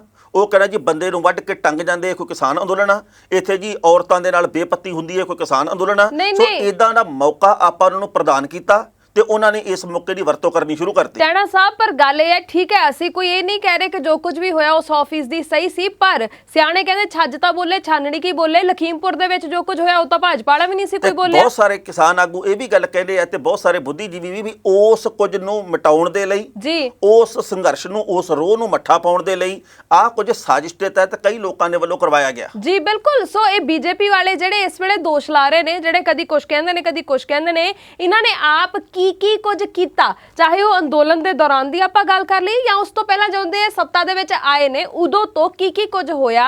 ਚਾਹੇ ਇਹਨਾਂ ਨੇ ਬੇਟੀ ਬਚਾਓ ਬੇਟੀ ਪੜਾਓ ਦਾ ਨਾਰਾ ਦਿੱਤਾ ਸੀ, ਪਰ ਫਿਰ ਵੀ ਇਹਨਾਂ ਦੇ ਆਪਣੇ ਹੀ ਲੀਡਰ ਕੀ ਕੁਝ ਕਰਦੇ ਰਹੇ ਨੇ, ਕਿਸੇ ਤੋਂ ਲੁਕਿਆ ਨਹੀਂ ਹੈ। ਸੋ ਤੁਸੀਂ ਠੀਕ ਆ ਗੱਲ ਕਰੋ, ਤਰਕ ਦੀ ਕਰੋ, ਪਰ ਤੁਸੀਂ ਬਿਨਾਂ ਕਿਸੇ ਸਬੂਤ ਦੇ, ਬਿਨਾਂ ਕਿਸੇ ਵਜ੍ਹਾ ਦੇ ਮੌਕਾ ਲੱਭਦੇ ਹੋਏ ਕੁਝ ਵੀ ਬੋਲਦੇ ਹੋ, ਇਹ ਵੀ ਤਾਂ ਗਲਤ ਗੱਲ ਹੈ ਨਾ। ਬਿਲਕੁਲ, ਮੈਂ ਤੁਹਾਡੇ ਨਾਲ 100% ਸਹਿਮਤ ਹਾਂ ਜੀ। ਪਰ ਦੇਖੋ ਉਹ ਇਹੋ ਜੀ ਧਿਰਾ ਜਿਹਦੇ ਕੋਲੇ ਜਦੋਂ ਮੌਕਾ ਚਲਾ ਗਿਆ ਉਹਨੇ ਕਈ ਹਫ਼ਤੇ ਉਹਨੂੰ ਵਰਤਣਾ। ਇਹ ਤਾਂ ਹੈ, ਇਸ ਤੋਂ ਪਹਿਲਾਂ ਵੀ ਤਾਂ ਵਰਤੇ ਹੀ ਆ। 26 ਜਨਵਰੀ ਵਾਲੇ ਮੁੱਦੇ ਨੂੰ ਅੱਜ ਤੱਕ ਉਹ ਵਰਤਦੇ ਆ। ਉਸ ਤੋਂ ਬਾਅਦ ਇੱਕ ਔਰਤ ਦਾ ਕਤਲ ਹੋਇਆ ਸੀ, ਉਹਨੂੰ ਅੱਜ ਤੱਕ ਵਰਤ ਰਹੇ ਉਸ ਮੁੱਦੇ ਨੂੰ। ਆ ਲਖੀਮਪੁਰ ਖੀਰੀ ਕਾਂਡ ਦੇ ਵਿੱਚ ਜੇਕਰ ਵੀਡੀਓ ਸਾਹਮਣੇ ਨਾ ਆਉਂਦੀਆਂ ਤਾਂ ਕਿਸਾਨਾਂ ਨੂੰ ਤਾਂ ਬਣਾਤਾ ਸੀ ਉਹਨਾਂ ਨੇ ਖਲਨਾਇਕ ਵੀ ਕਿਸਾਨ ਤਾਂ ਕਾਤਲ ਆ, ਇਹ ਜਾਣਬੁੱਝ ਕੇ ਗੱਡੀਆਂ ਦੇ ਥੱਲੇ ਆ ਚੱਲੇ ਆ। ਸੋ ਹੁਣ ਉਹਨਾਂ ਦੇ ਕੋਲੇ ਆ ਮੁੱਦਾ ਆ ਗਿਆ ਬੇਅਦਬੀ ਵਾਲਾ। ਸੋ ਉਹ ਇਸ ਮਸਲੇ ਨੂੰ ਆਪਣੇ ਰੂਪ ਦੇ ਵਿੱਚ ਵਰਤਦੇ ਆ ਤੇ ਜਦੋਂ ਇੱਕੋ ਗੱਲ ਵਾਰ-ਵਾਰ ਕਹੀ ਜਾਵੇ ਗੋਦੀ ਮੀਡੀਆ ਦੇ ਉੱਤੇ, ਤੁਸੀਂ ਦੇਖੋ 90% ਚੈਨਲ ਉਸ ਦਿਨ ਦੇ ਲਗਾਤਾਰ ਲੱਗੇ ਹੋਏ ਆ, ਇਹ ਵਿਅਕਤੀ ਕੋ ਕਾਟ ਦਿਆ, ਵਿਅਕਤੀ ਕੋ ਐਸੇ ਕਰ ਦਿਆ। ਸੋ ਉਹ ਗੱਲਾਂ ਆਮ ਲੋਕਾਂ ਨੇ ਮਨਾਂ ਦੇ ਉੱਤੇ, ਅਸੀਂ ਤਾਂ ਚਲੋ ਪੰਜਾਬ ਦੇ ਵਾਸੀ ਆ, ਪਰ ਜਿਹੜੇ ਬਾਕੀ ਹੋਰ ਵੱਖ-ਵੱਖ ਥਾਵਾਂ ਦੇ ਆ ਉਹਨਾਂ ਦੇ ਮਨਾਂ ਦੇ ਉੱਤੇ ਕੀ ਅਸਰ ਪਾਉਂਦੀਆਂ ਹੋਣਗੀਆਂ। ਇਸ ਕਰਕੇ ਆਪਾਂ ਨੂੰ ਉਹਨਾਂ ਲੋਕਾਂ ਦੇ ਕੋਲੇ ਕੋਈ ਮੁੱਦਾ ਨਵੇਂ ਸਿਰੇ ਤੋਂ ਨਹੀਂ ਜਾਣ ਦੇਣਾ ਚਾਹੀਦਾ। ਬਿਲਕੁਲ ਸਹੀ ਗੱਲ ਹੈ, ਆਪਾਂ ਨੂੰ ਸੋਚ ਸਮਝ ਕੇ, ਆਪਾਂ ਸ਼ੁਰੂ ਤੋਂ ਇਹੀ ਕਹਿ ਰਹੇ ਹਾਂ ਕਿ ਸੋਚ ਸਮਝ ਕੇ ਕਦਮ ਚੁੱਕਣ ਦੀ ਲੋੜ ਹੈ। ਇੱਕ ਬੰਨੇ ਉਹ ਬਹੁਤ ਵੱਡੀ ਗਿਣਤੀ ਦੇ ਵਿੱਚ ਨੇ ਉਹ ਲੋਕ, ਗੋਦੀ ਮੀਡੀਆ ਉਹਨਾਂ ਦੇ ਪੱਖ ਦੇ ਵਿੱਚ ਹੈ, ਉਹ ਆਪ ਸਾਰੇ ਕੀ ਕੁਝ ਕਰਦੇ ਆਪਾਂ ਨੂੰ ਪਤਾ ਹੈ ਨਾ। IT ਸੈੱਲ ਆ, ਹਾਲੇ ਆਪਾਂ ਇਹਨਾਂ ਚੀਜ਼ਾਂ ਨਾਲ ਤਾਂ ਨਜਿੱਠ ਨਹੀਂ ਸਕੇ ਪੂਰੀ ਤਰ੍ਹਾਂ ਦੇ ਨਾਲ, ਆਪਾਂ ਜੂਝ ਰਹੇ ਆ, ਆਪਾਂ ਆਪਣੀ ਲੜਾਈ ਨੂੰ ਅੱਗੇ ਵਧਾ ਰਹੇ ਆ। ਕਿਸਾਨ ਇਹ ਗੱਲ ਕਹਿੰਦੇ ਜੀ ਕਿ ਸਾਡਾ ਕਤਲ ਹੋਈ ਧਿਰ ਤੇ ਕਤਲ ਕਰਨ ਵਾਲੀ ਧਿਰ ਦੋਵਾਂ ਦੇ ਨਾਲ ਸੰਬੰਧ ਨਹੀਂ। ਨਿਹੰਗ ਸਿੰਘ ਕਹਿੰਦੇ ਜੀ ਜੋ ਅਸੀਂ ਕੀਤਾ ਉਹ ਬਿਲਕੁਲ ਅਸੀਂ ਹੋਸ਼ੋ ਹਵਾਸ ਚ ਕੀਤਾ। ਇਸ ਗੱਲ ਦਾ ਕਿਸਾਨ ਅੰਦੋਲਨ ਨਾਲ ਕੋਈ ਸੰਬੰਧ ਨਹੀਂ। ਅਸੀਂ ਬੰਦਿਆਂ ਦੀ ਉਹਨਾਂ ਦੀ ਗ੍ਰਿਫਤਾਰੀ ਕਰਵਾਤੀ ਹੈ, ਸਰੈਂਡਰ ਕਰਵਾ ਦਿੱਤਾ, ਪਰ ਇਸ ਦੇ ਬਾਵਜੂਦ ਆਗੂ ਵੱਖ-ਵੱਖ ਕਹਿ ਰਹੇ ਆ ਕਿ ਦੇਖੋ ਜੀ ਆਹ ਕੁਝ ਕਰਦੇ ਆ, ਇਹਨਾਂ ਨੇ ਅੰਦੋਲਨ ਦੀ ਆੜ ਚ ਆਹ ਕੁਝ ਕੀਤਾ, ਉਹਨਾਂ ਨੂੰ ਮੌਕਾ ਮਿਲ ਗਿਆ। ਬਿਲਕੁਲ ਸਹੀ। ਹਰਮਨ ਜੀ, ਇਹ ਸਭ ਦਰਮਿਆਨ ਰਣਜੀਤ ਸਿੰਘ ਢੱਡਰੀਆਂ ਵਾਲਿਆਂ ਦੀ ਇੱਕ ਵੀਡੀਓ ਬਹੁਤ ਵੱਡੇ ਪੱਧਰ ਤੇ ਵਾਇਰਲ ਹੋ ਰਹੀ ਹੈ ਜੀ। ਉਸ ਵੀਡੀਓ ਦੇ ਨਾਲ ਕੁਝ ਲੋਕ ਸਹਿਮਤ ਆ, ਕੁਝ ਲੋਕ ਅਸਹਿਮਤ ਵੀ ਹੁੰਦੇ ਆ। ਸਹਿਮਤ ਅਸਹਿਮਤ ਹੋਣਾ ਸਾਡੀ ਨਿੱਜੀ ਮਰਜ਼ੀ ਹੈ, ਪਰ ਨਾ ਤਾਂ ਤੁਸੀਂ ਨਿਹੰਗ ਸਿੰਘਾਂ ਨੂੰ ਗਾਲਾਂ ਕੱਢੋ ਤੇ ਨਾ ਹੀ ਢੱਡਰੀਆਂ ਵਾਲਿਆਂ ਨੂੰ ਕੱਢੋ ਤੇ ਨਾ ਹੀ ਕਿਸੇ ਕਿਸਾਨ ਆਗੂ ਨੂੰ ਕੱਢੋ। ਇਹ ਸਾਡੀ ਆਪਣੀ ਨਿੱਜੀ ਜ਼ਿੰਮੇਵਾਰੀ ਬਣਦੀ ਹੈ, ਕਿਉਂਕਿ ਅਸੀਂ ਗਾਲਾਂ ਕੱਢ ਕੇ ਅੱਜ ਤੱਕ ਕਿਹੜਾ ਇਨਕਲਾਬ ਲਿਆਂਦਾ। ਸੋ ਇਸ ਕਰਕੇ ਆਪਾਂ ਤੋਲ ਕੇ ਸ਼ਬਦਕ ਮਰਿਆਦਾ ਦੇ ਮੁਤਾਬਕ ਸੱਭਿਅਕ ਤਰੀਕੇ ਦੇ ਨਾਲ ਆਪਣੇ ਆਲੋਚਨਾਤਮਕ ਸ਼ਬਦਾਂ ਦੀ ਵਰਤੋਂ ਕਰਗੇ, ਨਾ ਕਿ ਇਹਨੂੰ ਭੈਣ ਦੀ ਗਾਲ ਕੱਢਤੀ, ਇਹਨੂੰ ਧੀ ਦੀ ਗਾਲ ਕੱਢਤੀ। ਇਹਦਾ ਫਾਇਦਾ ਕੀ ਹੈ? ਅਸੀਂ ਹਮੇਸ਼ਾ ਹੀ ਕਹਿੰਦੇ ਆ ਕਿ ਚਾਹੇ ਕੋਈ ਕਿਸਾਨ ਆਗੂ ਹੈ, ਚਾਹੇ ਕੋਈ ਸਰਕਾਰ ਦੇ ਵਿੱਚ ਬੰਦਾ ਹੈ, ਚਾਹੇ ਕੋਈ ਕਿਸੇ ਪਾਰਟੀ ਨਾਲ ਜੁੜਿਆ ਹੋਇਆ ਹੈ, ਚਾਹੇ ਕੋਈ ਵੀ ਧਿਰ ਹੈ, ਕਿਸੇ ਨੂੰ ਵੀ ਗਾਲਾਂ ਕੱਢਣ ਦਾ ਹੱਕ ਸਾਨੂੰ ਨਹੀਂ ਹੈ। ਮੈਂ ਨਾ ਅੱਜ ਸਵੇਰੇ ਹਰਮਨ ਜੀ ਕਮੈਂਟ ਪੜ੍ਹੇ ਕੁਛ ਕੁ, ਉਹਦੇ ਵਿੱਚ ਨਾ 8-10 ਜਣਿਆਂ ਨੇ ਨਿਹੰਗ ਸਿੰਘਾਂ ਨੂੰ ਗਾਲਾਂ ਕੱਢੀਆਂ ਜੀ। 8-10 ਜਣਿਆਂ ਨੇ ਢੱਡਰੀਆਂ ਵਾਲਿਆਂ ਹੋਰਾਂ ਨੂੰ ਅਪਸ਼ਬਦਾਂ ਦੀ ਵਰਤੋਂ ਕੀਤੀ ਹੈ। ਮੈਂ ਕਿਹਾ ਵੀ ਨਾ ਤਾਂ ਮੈਂ ਕਿਸੇ ਨਿਹੰਗ ਸਿੰਘ ਦੇ ਮੂੰਹ ਦੇ ਵਿੱਚੋਂ ਗੰਦੀ ਸ਼ਬਦਾਵਲੀ ਸੁਣੀ ਹਾਲੇ ਤੱਕ ਵੀ ਗਾਲ ਕੱਢੀ ਹੋਵੇ ਉਹਨਾਂ ਨੇ, ਤੇ ਨਾ ਹੀ ਸੁਣੀ ਮੈਂ ਢੱਡਰੀਆਂ ਵਾਲਿਆਂ ਦੇ ਮੂੰਹ ਦੇ ਵਿੱਚੋਂ। ਤੇ ਫਿਰ ਆਮ ਲੋਕਾਂ ਨੂੰ ਕੀ ਹੱਕ ਆ ਵੀ ਇਹਨੂੰ ਗਾਲ ਕੱਢ ਦਿਓ ਜਾਂ ਇਹਨੂੰ ਗਾਲ ਕੱਢ ਦਿਓ ਜੀ? ਪਰ ਆਮ ਲੋਕ ਨਹੀਂ ਸੋਚਦੇ ਟਾਣਾ ਸਾਹਿਬ। ਮੈਨੂੰ ਤਾਂ ਇਹ ਬੜੀ ਹੈਰਾਨੀ ਹੁੰਦੀ ਹੈ ਵੀ ਚੰਗੀ ਭਲੀ ਫੋਟੋ ਵੀ ਲੱਗੀ ਹੁੰਦੀ ਹੈ, ਪ੍ਰੋਫਾਈਲ ਤੇ ਸਾਰਾ ਕੁਝ ਲਿਖਿਆ ਹੈ, ਫਿਰ ਵੀ ਕਈ ਵਾਰ ਲੋਕ ਇਹੋ ਜਿਹੀ ਗੱਲ ਲਿਖ ਜਾਂਦੇ ਹੋ, ਇਹ ਵੀ ਨਹੀਂ ਸੋਚਦੇ ਵੀ ਜਦੋਂ ਸਾਡੀ ਜਿਹੜੀ ਦੋਸਤਾਂ ਦੀ ਸੂਚੀ ਹੈ ਉਹ ਚ ਪਰਿਵਾਰਕ ਜੀਵ ਵੀ ਹੋਣਗੇ, ਜੇ ਕਿਤੇ ਉਹ ਪੜ੍ਹ ਲੈਣ ਤਾਂ ਉਹਨਾਂ ਦੇ ਉੱਪਰ ਕੀ ਬੀਤੂਗੀ। ਨਹੀਂ ਸੋਚਦੇ, ਜੋ ਮੂੰਹ ਚ ਆਉਂਦਾ ਉਹੀ ਲਿਖ ਦਿੰਦੇ ਨੇ। ਬਿਲਕੁਲ ਜੀ। ਤੇ ਰਣਜੀਤ ਸਿੰਘ ਢੱਡਰੀਆਂ ਵਾਲਿਆਂ ਨੇ ਇੱਕ 14-15 ਮਿੰਟ ਦੀ ਵੀਡੀਓ ਜਿਹੜੀ ਵਾਇਰਲ ਹੋ ਰਹੀ ਹੈ, ਉਹਦੇ ਵਿੱਚ ਉਹਨਾਂ ਨੇ ਨਿਹੰਗ ਸਿੰਘਾਂ ਦੇ ਉੱਤੇ ਸਵਾਲ ਕੀਤੇ ਆ ਜੀ। ਉਹ ਕਹਿੰਦੇ ਵੀ ਤੁਸੀਂ ਕਹਿੰਦੇ ਹੋ ਕਿ ਗੁਰੂ ਗ੍ਰੰਥ ਸਾਹਿਬ ਜੀ ਦੀ ਬੇਅਦਬੀ ਹੋਈ ਆ, ਪਰ ਇਹ ਤਾਂ ਸਰਬਲੋ ਗ੍ਰੰਥ ਆ, ਇਹ ਤਾਂ ਪੋਥੀ ਆ। ਫਿਰ ਉਹਨਾਂ ਨੇ ਇਹ ਗੱਲ ਕਹੀ ਆ ਦੋਸ਼ਾਂ ਦੇ ਰੂਪ ਦੇ ਵਿੱਚ, ਜਾਂ ਉਹਨਾਂ ਨੇ ਕਿਹਾ ਜੀ ਕਿ ਆ ਵੀਡੀਓ ਦੇਖ ਲਓ, ਵੀਡੀਓ ਦੇ ਵਿੱਚ ਹੈ ਉਹ ਕਹਿੰਦੇ ਜੀ ਕਿ ਇਹਦੀ ਬੇਅਦਬੀ ਹੋਈ ਨਹੀਂ ਤੇ ਆਪਾਂ ਨੂੰ ਇਸ ਤਰੀਕੇ ਦਾ ਜਿਵੇਂ ਕਾਂ ਮਾਰ ਕੇ ਟੰਗਿਆ ਹੁੰਦਾ ਇਦਾਂ ਦਾ ਕੰਮ ਕੀਤਾ ਆਪਾਂ। ਉਹਨਾਂ ਨੇ ਇੱਕ ਉਦਾਹਰਨ ਦਿੱਤੀ ਹੈ ਕਿ ਇੱਕ ਕੈਨੇਡਾ ਦੀ ਬੀਬੀ ਨੇ ਮੈਨੂੰ 10 ਮਿੰਟ ਦੀ ਆਡੀਓ ਕਲਿੱਪ ਭੇਜੀ ਆ, ਉਹਦੇ ਵਿੱਚ ਉਹਨੇ ਕਈ ਗੱਲਾਂ ਕਹੀਆਂ ਜੀ ਕਿ ਮੈਂ ਤਾਂ ਇਸ ਸਾਰੇ ਕੁਝ ਨੂੰ ਵੇਖ ਕੇ ਆਪਦੇ ਬੱਚਿਆਂ ਨੂੰ ਸਿੱਖੀ ਵੱਲ ਲੈ ਕੇ ਨਹੀਂ ਆਉਣਾ। ਤੇ ਉਹਨਾਂ ਨੇ ਇਸ ਤੋਂ ਇਲਾਵਾ ਕਈ ਤਰ੍ਹਾਂ ਦੀਆਂ ਹੋਰ ਵੀ ਗੱਲਾਂ ਕੀਤੀਆਂ ਵੀ ਇਹ ਜਿਹੜਾ ਤਰੀਕਾ ਅਪਣਾਇਆ ਗਿਆ ਆਉਂਦੇ ਸਮੇਂ ਦੇ ਵਿੱਚ ਕਿਹੜੇ ਪਾਸੇ ਨੂੰ ਮੋੜ ਕੱਟੂਗਾ। ਤੇ ਨਾਲ ਹੀ ਇਹ ਗੱਲ ਕਹੀ ਹੈ ਵੀ ਜਦੋਂ ਬੇਅਦਬੀ ਹੁੰਦੀ ਸੀ ਜਾਂ ਤਾਂ ਉਹਦੀ ਵੀਡੀਓ ਦਿਖਾਓ, ਤੇ ਜਦੋਂ ਉਹ ਕਬੂਲ ਕਰਦਾ ਸੀ ਜੀ ਕਿ ਮੇਰੇ ਹੋਰ ਕਈ ਸਾਥੀ ਹੈਗੇ ਤੇ ਅਸੀਂ 30-30 ਹਜ਼ਾਰ ਰੁਪਇਆ ਲੈ ਕੇ ਆ ਕੁਝ ਕੀਤਾ, ਤੇ ਉਹਦੀ ਵੀ ਵੀਡੀਓ ਦਿਖਾ ਦਿਓ ਤਾਂ ਜੋ ਲੋਕਾਂ ਨੂੰ ਪਤਾ ਲੱਗੇ, ਸਾਰੀ ਸੱਚਾਈ ਸਾਹਮਣੇ ਆਵੇ। ਪਰ ਨਿਹੰਗ ਸਿੰਘਾਂ ਨੇ ਰਣਜੀਤ ਸਿੰਘ ਢੱਡਰੀਆਂ ਵਾਲਿਆਂ ਨੂੰ ਇਹ ਗੱਲ ਕਹੀ ਹੈ ਵੀ ਤੁਹਾਨੂੰ ਇਦਾਂ ਦੀ ਗੱਲ ਕਰਨ ਦਾ ਕੋਈ ਮਤਲਬ ਨਹੀਂਗਾ, ਤੁਸੀਂ ਜੋ ਕਹਿ ਰਹੇ ਹੋ ਉਹ ਗਲਤ ਆ। 1.25 ਮਹੀਨੇ ਦੇ ਵਿੱਚ ਅਸੀਂ ਤੁਹਾਨੂੰ ਸੱਚ ਸਾਹਮਣੇ ਲਿਆ ਕੇ ਦਿਖਾ ਦਿਆਂਗੇ, ਤੇ ਜਾਂ ਫਿਰ ਤੁਸੀਂ ਆ ਕੇ ਸਾਡੇ ਵਿੱਚ ਰਲੋ, ਸਾਡੇ ਵਾਂਗੂ ਬੈਠੋ ਤੇ ਇਦਾਂ ਕੱਲੀਆਂ ਗੱਲਾਂ ਨਾ ਕਰੋ। ਸੋ ਦੋਨੋਂ ਪਾਸਿਆਂ ਤੋਂ ਇੱਕ ਦੂਜੇ ਦੇ ਉੱਤੇ ਸ਼ਬਦਕ ਵਾਰ ਵੀ ਹੋ ਰਹੇ ਆ, ਤੇ ਲੋਕ ਇਸ ਵੇਲੇ ਕਈ ਭੰਬਲ ਭੂਸੇ ਦੇ ਵਿੱਚ ਆ ਵੀ ਭਾਈ ਅਸੀਂ ਕਿਹਦੀ ਗੱਲ ਮੰਨੀਏ ਤੇ ਕਿਹਦੀ ਗੱਲ ਸਮਝੀਏ। ਪਰ ਸਰ ਮੈਂ ਇਹਦੇ ਵਿੱਚ ਇਹੀ ਕਹਿਣਾ ਚਾਹੂੰਗੀ ਕਿ ਦੇਖੋ ਹਰੇਕ ਬੰਦੇ ਦੀ ਆਪੋ ਆਪਣੀ ਸੋਚ ਹੈ, ਪਰ ਕਿਸੇ ਇੱਕ ਚੀਜ਼ ਦੇ ਲਈ ਆਪਾਂ ਸਾਰਿਆਂ ਨੂੰ ਇੱਕੋ ਰੱਸੇ ਨਹੀਂ ਬੰਨ ਸਕਦੇ। ਜਿਵੇਂ ਤੁਸੀਂ ਕਿਹਾ ਵੀ ਉਹ ਬੀਬੀ ਜੀ ਨੇ ਜੋ ਵੀ ਆਡੀਓ ਕਲਿੱਪ ਭੇਜੀ, ਜੋ ਵੀ ਕਹਿ ਕੇ ਭੇਜਿਆ, ਮੈਨੂੰ ਲੱਗਦਾ ਹੈ ਕਿ ਜੋ ਕੁਝ ਵੀ ਹੋਇਆ ਕੋਈ ਵੀ ਬੰਦਾ ਇਹਨੂੰ ਪੂਰਨ ਤੌਰ ਤੇ ਸਹੀ ਨਹੀਂ ਕਹਿ ਰਿਹਾ, ਕੋਈ ਵੀ ਬੰਦਾ ਇਹਨੂੰ ਪੂਰਨ ਤੌਰ ਤੇ ਗਲਤ ਨਹੀਂ ਕਹਿ ਰਿਹਾ। ਹਰੇਕ ਦੀ ਆਪੋ ਆਪਣੀ ਸੋਚ ਆ, ਹਨਾ, ਤੇ ਆਪਣੀ ਸੋਚ ਦੇ ਮੁਤਾਬਕ ਗੱਲ ਕਰੂਗਾ। ਪਰ ਕਿਸੇ ਵੀ ਇੱਕ ਪੂਰੀ ਕਮਿਊਨਿਟੀ ਨੂੰ ਕਿਸੇ ਗੱਲ ਦੇ ਲਈ ਬਦਨਾਮ ਕਰ ਦੇਣਾ ਜਾਂ ਕਿਸੇ ਗੱਲ ਦੇ ਨਾਲ ਜੋੜ ਦੇਣਾ, ਮੈਨੂੰ ਲੱਗਦਾ ਇਹ ਵੀ ਇੱਕ ਚੀਜ਼ ਗਲਤ ਹੁੰਦੀ ਹੈ, ਚਾਹੇ ਉਹ ਕੋਈ ਵੀ ਕਮਿਊਨਿਟੀ ਹੋਵੇ। ਸੋ ਇਸ ਲਈ ਜੋ ਕੁਝ ਵੀ ਵਾਪਰਿਆ ਇਹਦੀ ਤਫਤੀਸ਼ ਜ਼ਰੂਰ ਹੋਣੀ ਚਾਹੀਦੀ ਹੈ। ਮੈਂ ਤੁਹਾਡੀ ਇਸ ਗੱਲ ਨਾਲ 100% ਸਹਿਮਤ ਹਾਂ। ਤਫਤੀਸ਼ ਦਾ ਵਿਸ਼ਾ ਸਭ ਤੋਂ ਵੱਡੀ ਇਹ ਗੱਲ ਹੈ ਕਿ ਇੱਕ ਸੰਧੂ ਨਾਂ ਦਾ ਬੰਦਾ ਲਖਵੀਰ ਸਿੰਘ ਨੂੰ, ਜਿਹਦਾ ਕਿ ਕਤਲ ਕੀਤਾ ਗਿਆ, ਉਹਨੂੰ ਫੋਨ ਕਰਦਾ ਸੀ। ਉਹ ਲਖਵੀਰ ਸਿੰਘ ਦੀ ਭੈਣ ਦੇ ਵੱਲੋਂ ਇਹ ਗੱਲ ਕਹੀ ਗਈ ਹੈ ਕਿ ਪਿਛਲੇ ਕੁਝ ਕੁ ਸਮੇਂ ਤੋਂ ਜਦੋਂ ਉਹਨੂੰ ਫੋਨ ਆਉਂਦਾ ਸੀ ਸਾਡੇ ਤੋਂ ਅੱਡ ਹੋ ਜਾਂਦਾ ਸੀਗਾ ਜਾਂ ਕਮਰੇ 'ਚ ਬੰਦ ਹੋ ਕੇ ਸੁਣਦਾ ਸੀ, ਤੇ ਇਹ ਗੱਲ ਕਹਿਣਾ ਸੀ ਜੀ ਕਿ ਮੇਰੀ ਕੁਝ ਕੁ ਵੱਡੇ ਲੋਕਾਂ ਦੇ ਨਾਲ ਨੇੜਤਾ। ਉਹ ਵੱਡੇ ਲੋਕ ਕਿਹੜੇ ਆ? ਕਿਉਂਕਿ 50 ਰੁਪਏ ਮੇਰੇ ਕੋਲੋਂ ਲਏ ਉਹਨੇ, ਕਹਿੰਦਾ ਮੈਂ ਝਬਾਲ ਮੰਡੀ ਚਲਾ ਗਿਆ ਸਿੰਘੂ ਬਾਰਡਰ ਦੇ ਉੱਤੇ। ਉਹ ਕਿਹੜੇ ਕਾਰਨ ਆ, ਉਹ ਕਿਹੜੇ ਲੋਕ ਆ ਵੀ 50 ਰੁਪਈਆਂ ਦੇ ਵਿੱਚ 600-650 ਕਿਲੋਮੀਟਰ ਦਾ ਸਫ਼ਰ ਉਹਨੇ ਕਿਵੇਂ ਤੈਅ ਕਰ ਲਿਆ? ਦਿੱਲੀ ਕਿਵੇਂ 50 ਰੁਪਈਆਂ 'ਚ ਬੰਦਾ ਪਹੁੰਚ ਜਾਊਗਾ? ਫਿਰ ਉਹਨੇ ਤਾਂ ਕਦੇ ਗੁਰਦੁਆਰਾ ਸਾਹਿਬ 'ਚ ਗਿਆ ਨਹੀਂ ਸੀ, ਇੱਥੇ ਉਹਨੇ ਕਸ਼ਹਿਰਾ ਪਹਿਨਿਆ ਸੀ। ਹੁਣ ਨਿਹੰਗ ਸਿੰਘਾਂ ਨੇ ਗੱਲ ਕਹੀ ਹੈ ਵੀ 2-3 ਦਿਨ ਪਹਿਲਾਂ ਉਹਨੇ ਸਾਡੇ ਵਸਤਰ ਧਾਰਨ ਕਰ ਲਏ ਸੀਗੇ। ਸੋ ਇਹੋ ਜਿਹੀਆਂ ਕਈ ਗੱਲਾਂ ਕਿ ਸੰਧੂ ਕੌਣ ਆ, ਇੱਕ ਤਾਂ ਇਸ ਗੱਲ ਦਾ ਪਤਾ ਲੱਗਣਾ ਚਾਹੀਦਾ। ਫੋਨ ਡਿਟੇਲ ਹੋਣੀ ਚਾਹੀਦੀ ਹੈ, ਪਿਛਲੇ 15 ਦਿਨ ਦੀ ਫੋਨ ਡਿਟੇਲ ਕਢਵਾਉਣੀ ਚਾਹੀਦੀ ਹੈ, ਕਿਹਦੇ ਨਾਲ ਉਹਦੀ ਗੱਲ ਹੁੰਦੀ ਸੀ, ਕਿੰਨਾ ਲੰਮਾ ਸਮਾਂ ਗੱਲ ਹੁੰਦੀ ਸੀ। ਜਿਸ ਦਿਨ ਉਹਨੇ ਇਹ ਕਾਂਡ ਕੀਤਾ ਉਸ ਤੋਂ ਕੁਝ ਘੰਟੇ ਪਹਿਲਾਂ ਕੁਝ ਮਿੰਟ ਪਹਿਲਾਂ ਉਹਦੀ ਕਿਹਦੇ ਨਾਲ ਗੱਲ ਹੋਈ ਹੈ ਤੇ ਉਹਨਾਂ ਬੰਦਿਆਂ ਦੇ ਕੋਲੋਂ ਪੁੱਛਗਿੱਛ ਕੀਤੀ ਜਾਵੇ ਜਿਨ੍ਹਾਂ ਨਾਲ ਗੱਲ ਹੁੰਦੀ ਸੀ। ਮੇਰਾ ਖਿਆਲ ਹੈ ਵੀ ਵਿਚਲੀ ਕਹਾਣੀ ਫੇਰ ਸਮਝ ਆਉਣੀ ਹੈ। ਬਿਲਕੁਲ, ਕਿਉਂਕਿ ਅੱਗੇ ਵੀ ਜਦੋਂ ਕੋਈ ਵੀ ਮਾਮਲਾ ਆਉਂਦਾ ਤਾਂ ਪੁਲਿਸ ਵਾਲੇ ਸਭ ਤੋਂ ਪਹਿਲਾਂ ਤਾਂ ਇੱਧਰ ਨੂੰ ਤੁਰਦੇ ਨੇ ਕਿ ਪਹਿਲਾਂ ਕਾਲ ਡਿਟੇਲ ਕਢਾਓ, ਇਹ ਕਰੋ ਉਹ ਕਰੋ, ਪਰ ਇਸ ਮਾਮਲੇ ਦੇ ਵਿੱਚ ਅਜੇ ਤੱਕ ਕੁਝ ਵੀ ਇਹੋ ਜਿਹਾ ਹੁੰਦਾ ਹੋਇਆ ਨਜ਼ਰ ਨਹੀਂ ਆ ਰਿਹਾ। ਸੋ ਬਹੁਤ ਸਾਰੇ ਸਵਾਲ ਨੇ ਸਾਹਮਣੇ। ਬਿਲਕੁਲ ਸਹੀ। ਪ੍ਰਾਈਮ ਏਸ਼ੀਆ ਟੀਵੀ ਤੇ ਵਕਫੇ ਤੋਂ ਬਾਅਦ ਇੱਕ ਵਾਰ ਫਿਰ ਤੋਂ ਤੁਹਾਡਾ ਸਾਰਿਆਂ ਦਾ ਸਵਾਗਤ ਹੈ। ਪ੍ਰੋਗਰਾਮ ਚਾਹੀਦਾ ਵਿਚਾਰ ਵੇਖ ਰਹੇ ਹੋ ਤੁਸੀਂ। ਮੈਂ ਹਰਮਨ ਥਿੰਦ, ਮੇਰੇ ਨਾਲ ਨੇ ਸਵਰਨ ਸਿੰਘ ਟਾਣਾ ਤੇ ਹੁਣ ਅਗਲੀਆਂ ਖਬਰਾਂ ਵੱਲ ਵਧੀਏ। ਜੀ ਕੀ ਹੋਇਆ ਟਾਣਾ ਸਾਹਿਬ, ਹੱਥ ਹੀ ਜੋੜ ਗਏ। ਸਤਿਕਾਰ ਵੱਧ ਦੇਣ ਨੂੰ ਜੀ ਕੀਤਾ, ਸ਼ੁਕਰੀਆ ਵੀ ਧੰਨਵਾਦ ਜੀ। ਤੇ ਹੁਣ ਖਬਰਾਂ ਅੱਗੇ ਵਧਾ ਲਓ। ਦੇਖੋ ਸਾਡਾ ਨਾ ਇੱਕ ਜਾਣਕਾਰ ਆ, ਉਹਨੇ ਦੱਸਿਆ ਕਹਿੰਦਾ ਵੀ ਸਾਡੇ ਪਿੰਡ ਦੇ ਵਿੱਚੋਂ ਨਾ ਇੱਕ ਬੰਦੇ ਨੇ ਕੋਈ ਗਲਤੀ ਕੰਮ ਕੀਤਾ, ਉਹ ਜੇਲ੍ਹ ਚਲਾ ਗਿਆ। ਅੱਛਾ ਜੀ। ਉਹ ਜੇਲ੍ਹ ਦੇ ਵਿੱਚੋਂ ਜਦੋਂ ਬਾਹਰ ਆਇਆ ਕਹਿੰਦਾ ਜੇਲ੍ਹ ਦੇ ਵਿੱਚ ਵੀ ਬੜੀਆਂ ਚੋਰੀਆਂ ਹੁੰਦੀਆਂ। ਹੈ ਮੈਂ ਕਿਹਾ ਜੇਲ੍ਹ ਚੋਂ ਚੋਰੀਆਂ ਹੋ ਜਾਂਦੀਆਂ ਜੀ? ਚੋਰੀ ਦੇ ਦੋਸ਼ ਦੇ ਵਿੱਚ ਕਈ ਲੋਕ ਅੰਦਰ ਜਾਂਦੇ ਆ ਤੇ ਅੰਦਰ ਫਿਰ ਚੋਰੀਆਂ ਹੋਈ ਜਾਂਦੀਆਂ। ਕਹਿੰਦਾ ਬਿਲਕੁਲ, ਸਾਡੇ ਇੱਕ ਜਾਣਕਾਰ ਦਾ ਕਹਿੰਦੇ ਕਾਫੀ ਸਮਾਨ ਉੱਥੇ ਚੋਰੀ ਹੋ ਗਿਆ। ਹਾਂ, ਕਹਿੰਦਾ ਇੱਕ ਬੰਦੇ ਕੋਲੇ ਫੋਨ ਸੀ, ਰਾਤੋਂ ਰਾਤ ਉਹਦਾ ਫੋਨ ਚੱਕਿਆ ਗਿਆ। ਚਲੋ ਮੈਂ ਕਿਹਾ ਵੀ ਹੈਰਾਨੀ ਦੀ ਗੱਲ ਆ ਜੀ। ਪਹਿਲੀ ਗੱਲ ਤਾਂ ਫੋਨ ਅੰਦਰ ਗਿਆ ਕਿਵੇਂ, ਹਾਂ। ਦੂਜੀ ਗੱਲ ਅੰਦਰ ਵੀ ਚੋਰੀ ਹੋ ਗਿਆ। ਬਿਲਕੁਲ ਜੀ, ਪਹਿਲਾਂ ਤਾਂ ਅੰਦਰ ਗਿਆ ਕਿਵੇਂ, ਇਹ ਵੀ ਚੋਰ ਮੋਰੀ ਜੀ, ਤੇ ਅੰਦਰੋਂ ਚੋਰੀ ਹੋ ਗਿਆ, ਇਹ ਉਸ ਤੋਂ ਵੱਡੀ ਚੋਰ ਮੋਰੀ। ਤੇ ਹਾਲੇ ਸੁਧਾਰ ਘਰ ਜੀ, ਹਾਲੇ ਕਹਿੰਦੇ ਬੰਦਾ ਸੁਧਾਰ ਕੇ ਭੇਜਾਂਗੇ।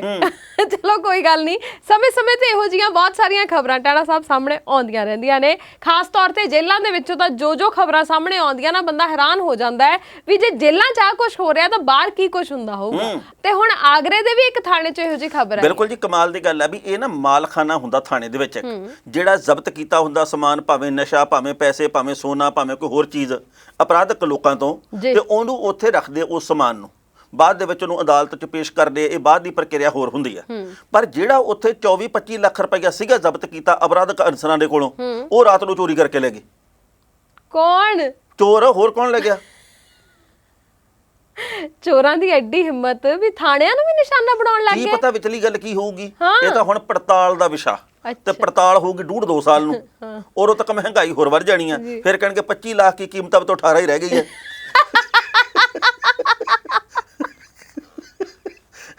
ਇਹ ਠੀਕ ਆ। ਤੇ ਟਾਣਾ ਸਾਹਿਬ ਤਫਤੀਸ਼ ਤਾਂ ਕਰਨੀ ਹੈ ਨਾ ਹੁਣ। ਨਹੀਂ ਉਹ ਕਰਨਗੇ, ਇਹ ਕਿਹੜਾ ਘੰਟੇ 'ਚ ਹੋ ਜਾਣੀ ਹੈ।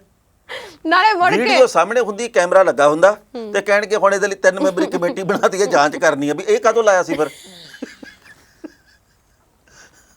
ਸਾਰੇ ਸਬੂਤ ਕੋਲ ਹੋਣਗੇ ਤਾਂ ਵੀ ਕਹਿਣਗੇ ਸਬੂਤ ਇਕੱਠੇ ਕਰ ਰਹੇ ਆ। ਕਾਹਦੇ ਇਕੱਠੇ ਕਰ ਰਹੇ, ਸਬੂਤ ਤਾਂ ਕੋਲ ਹੈ। ਸ਼ਰੇਆਮ ਪਤਾ ਲੱਗ ਜਾਂਦਾ ਵੀ ਕਰਨਾਲ ਦੇ ਵਿੱਚ ਐਸਡੀਐਮ ਕਹਿੰਦਾ ਸਿਰ ਪਾੜ ਦਿਓ। ਵੀਡੀਓ ਸਭ ਦੇ ਸਾਹਮਣੇ ਆ, ਕਹਿੰਦੇ ਇਹਦੀ ਪੜਤਾਲ ਕਰਾਂਗੇ ਜੀ। ਇਧਰ ਲਖੀਮਪੁਰ ਦੇ ਵਿੱਚ ਕਿਸਾਨ ਦਰੜੇ ਜਾ ਰਹੇ ਆ, ਵੀਡੀਓ ਸਭ ਦੇ ਸਾਹਮਣੇ ਆ, ਕਹਿੰਦੇ ਇਹਦੀ ਪੜਤਾਲ ਕਰਾਂਗੇ। ਪਤਾ ਨਹੀਂ ਕਾਦੀ ਪੜਤਾਲ, ਜਾਂ ਤਾਂ ਪਤਾ ਨਹੀਂ, ਮਤਲਬ ਇੰਨੇ ਸਾਰੇ ਕੇਸਿਸ, ਇੰਨੇ ਸਾਰੇ ਮਾਮਲੇ ਜਿਹੜੇ ਆ ਉਹ ਲਮਕਾਈ ਜਾਂਦੇ ਪਏ, ਪੈਂਡਿੰਗ ਚੱਲਦੇ ਪਏ ਆ, ਤੇ ਇਹ ਇਦਾਂ ਆਪਣੇ ਆਪ ਨੂੰ ਦਿਖਾਉਂਦੇ ਨੇ ਵੀ ਜਿਵੇਂ ਅਸੀਂ ਵਿਹਲੇ ਹੀ ਬੜਿਆ ਵੀ ਚਲੋ ਹੁਣ ਤਫਤੀਸ਼ ਕਰ ਲੈਣੇ, ਵੀ ਪਿਛਲੇ ਮਾਮਲੇ ਤਾਂ ਸਾਰੇ ਸੁਲਝੇ ਨਹੀਂ। ਆਗਰੇ ਦੇ ਵਿੱਚ ਪੁਲਿਸ ਵਾਲੇ ਸੁੱਤੇ ਰਹਿ ਗਏ।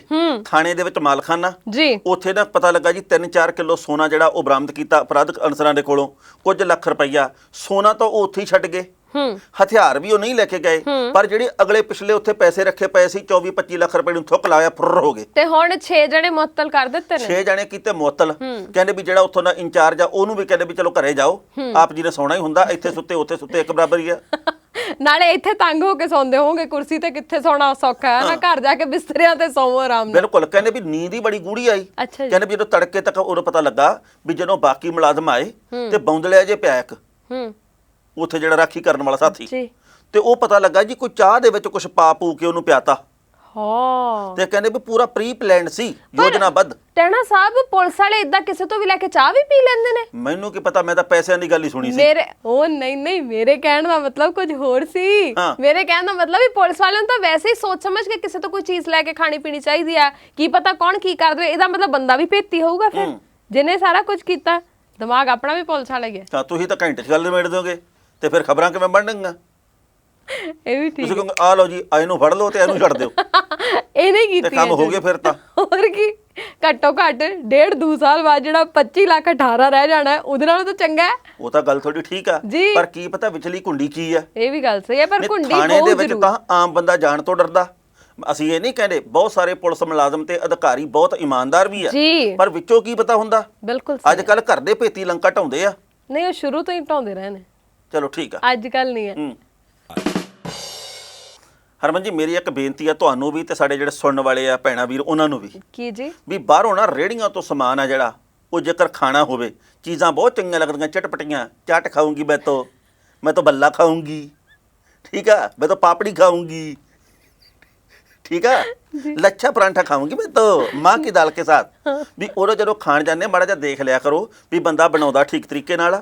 ਕਈ ਲੋਕ ਇਹੋ ਜਿਹੇ ਆ, ਮੈਂ ਤਾਂ ਇੱਕ ਵੀਡੀਓ ਦੇਖੀ ਮੈਂ ਗੱਚ ਭਰ ਗਿਆ ਮੇਰਾ, ਉਹ ਨਾਲੇ ਦਾ ਗੰਦਾ ਪਾਣੀ ਆ ਉਹਦੇ ਨਾਲ ਮੂਲੀਆਂ ਧੋਈ ਜਾਂਦਾ, ਐਨ ਚਮਕਾਈ ਜਾਂਦਾ ਮੂਲੀਆਂ। ਮੈਂ ਕਿਹਾ ਲਓ ਆਹ ਦੇਖ ਲਓ, ਇਹ ਸਾਡਾ ਦੇਸ਼ ਆ।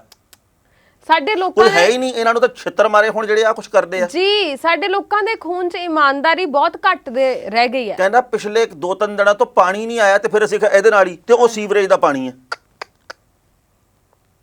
ਬਹੁਤ ਬੁਰਾ ਹਾਲ ਹੈ। ਇਹਦੇ ਪਰੌਂਠੇ ਬਣਾਉਣਾ ਖਾਣਗੇ, ਬਸ ਦੁੱਖ ਹੁੰਦਾ ਇਸ ਗੱਲ ਤੇ। ਜਾਉਂਗੇ ਅੱਗੇ ਦੀ ਅੱਗੇ ਮੂਲੀ ਵਾਲੇ ਪਰੌਂਠੇ ਨੇ ਲੋਕ ਖਾਂਦੇ। ਪਤਾ ਲੱਗ ਗਿਆ ਨਾ ਮੂਲੀ ਸੀ ਇੰਨਾ ਵਿਸਥਾਰ ਦੇਣ ਦੀ ਕੀ ਲੋੜ ਹੈ। ਦਿੱਲੀ ਦੇ ਵਿੱਚੋਂ ਇੱਕ ਰੇੜੀ ਵਾਲਾ ਬੰਦਾ ਫੜਿਆ, ਉੱਤੇ ਲਿਖਿਆ ਹੋਇਆ ਚਿਕਨ ਹਾਊਸ, ਅੱਛਾ ਜੀ, ਥੱਲੇ ਲਿਖਿਆ ਹੋਇਆ ਪਰਾਂਠਾ। ਹਾਏ ਹਾਏ, ਪਰਾਂਠਾ ਵੀ ਕਈ ਕਿਸਮ ਦਾ ਬਣਾਉਂਦਾ, 7-8 ਕਿਸਮਾਂ ਦਾ ਉਹ। ਅੱਛਾ ਜੀ। ਉਹ ਪਤਾ ਲੱਗਾ ਜੀ, ਵੀਡੀਓ ਵਾਇਰਲ ਹੋ ਗਈ।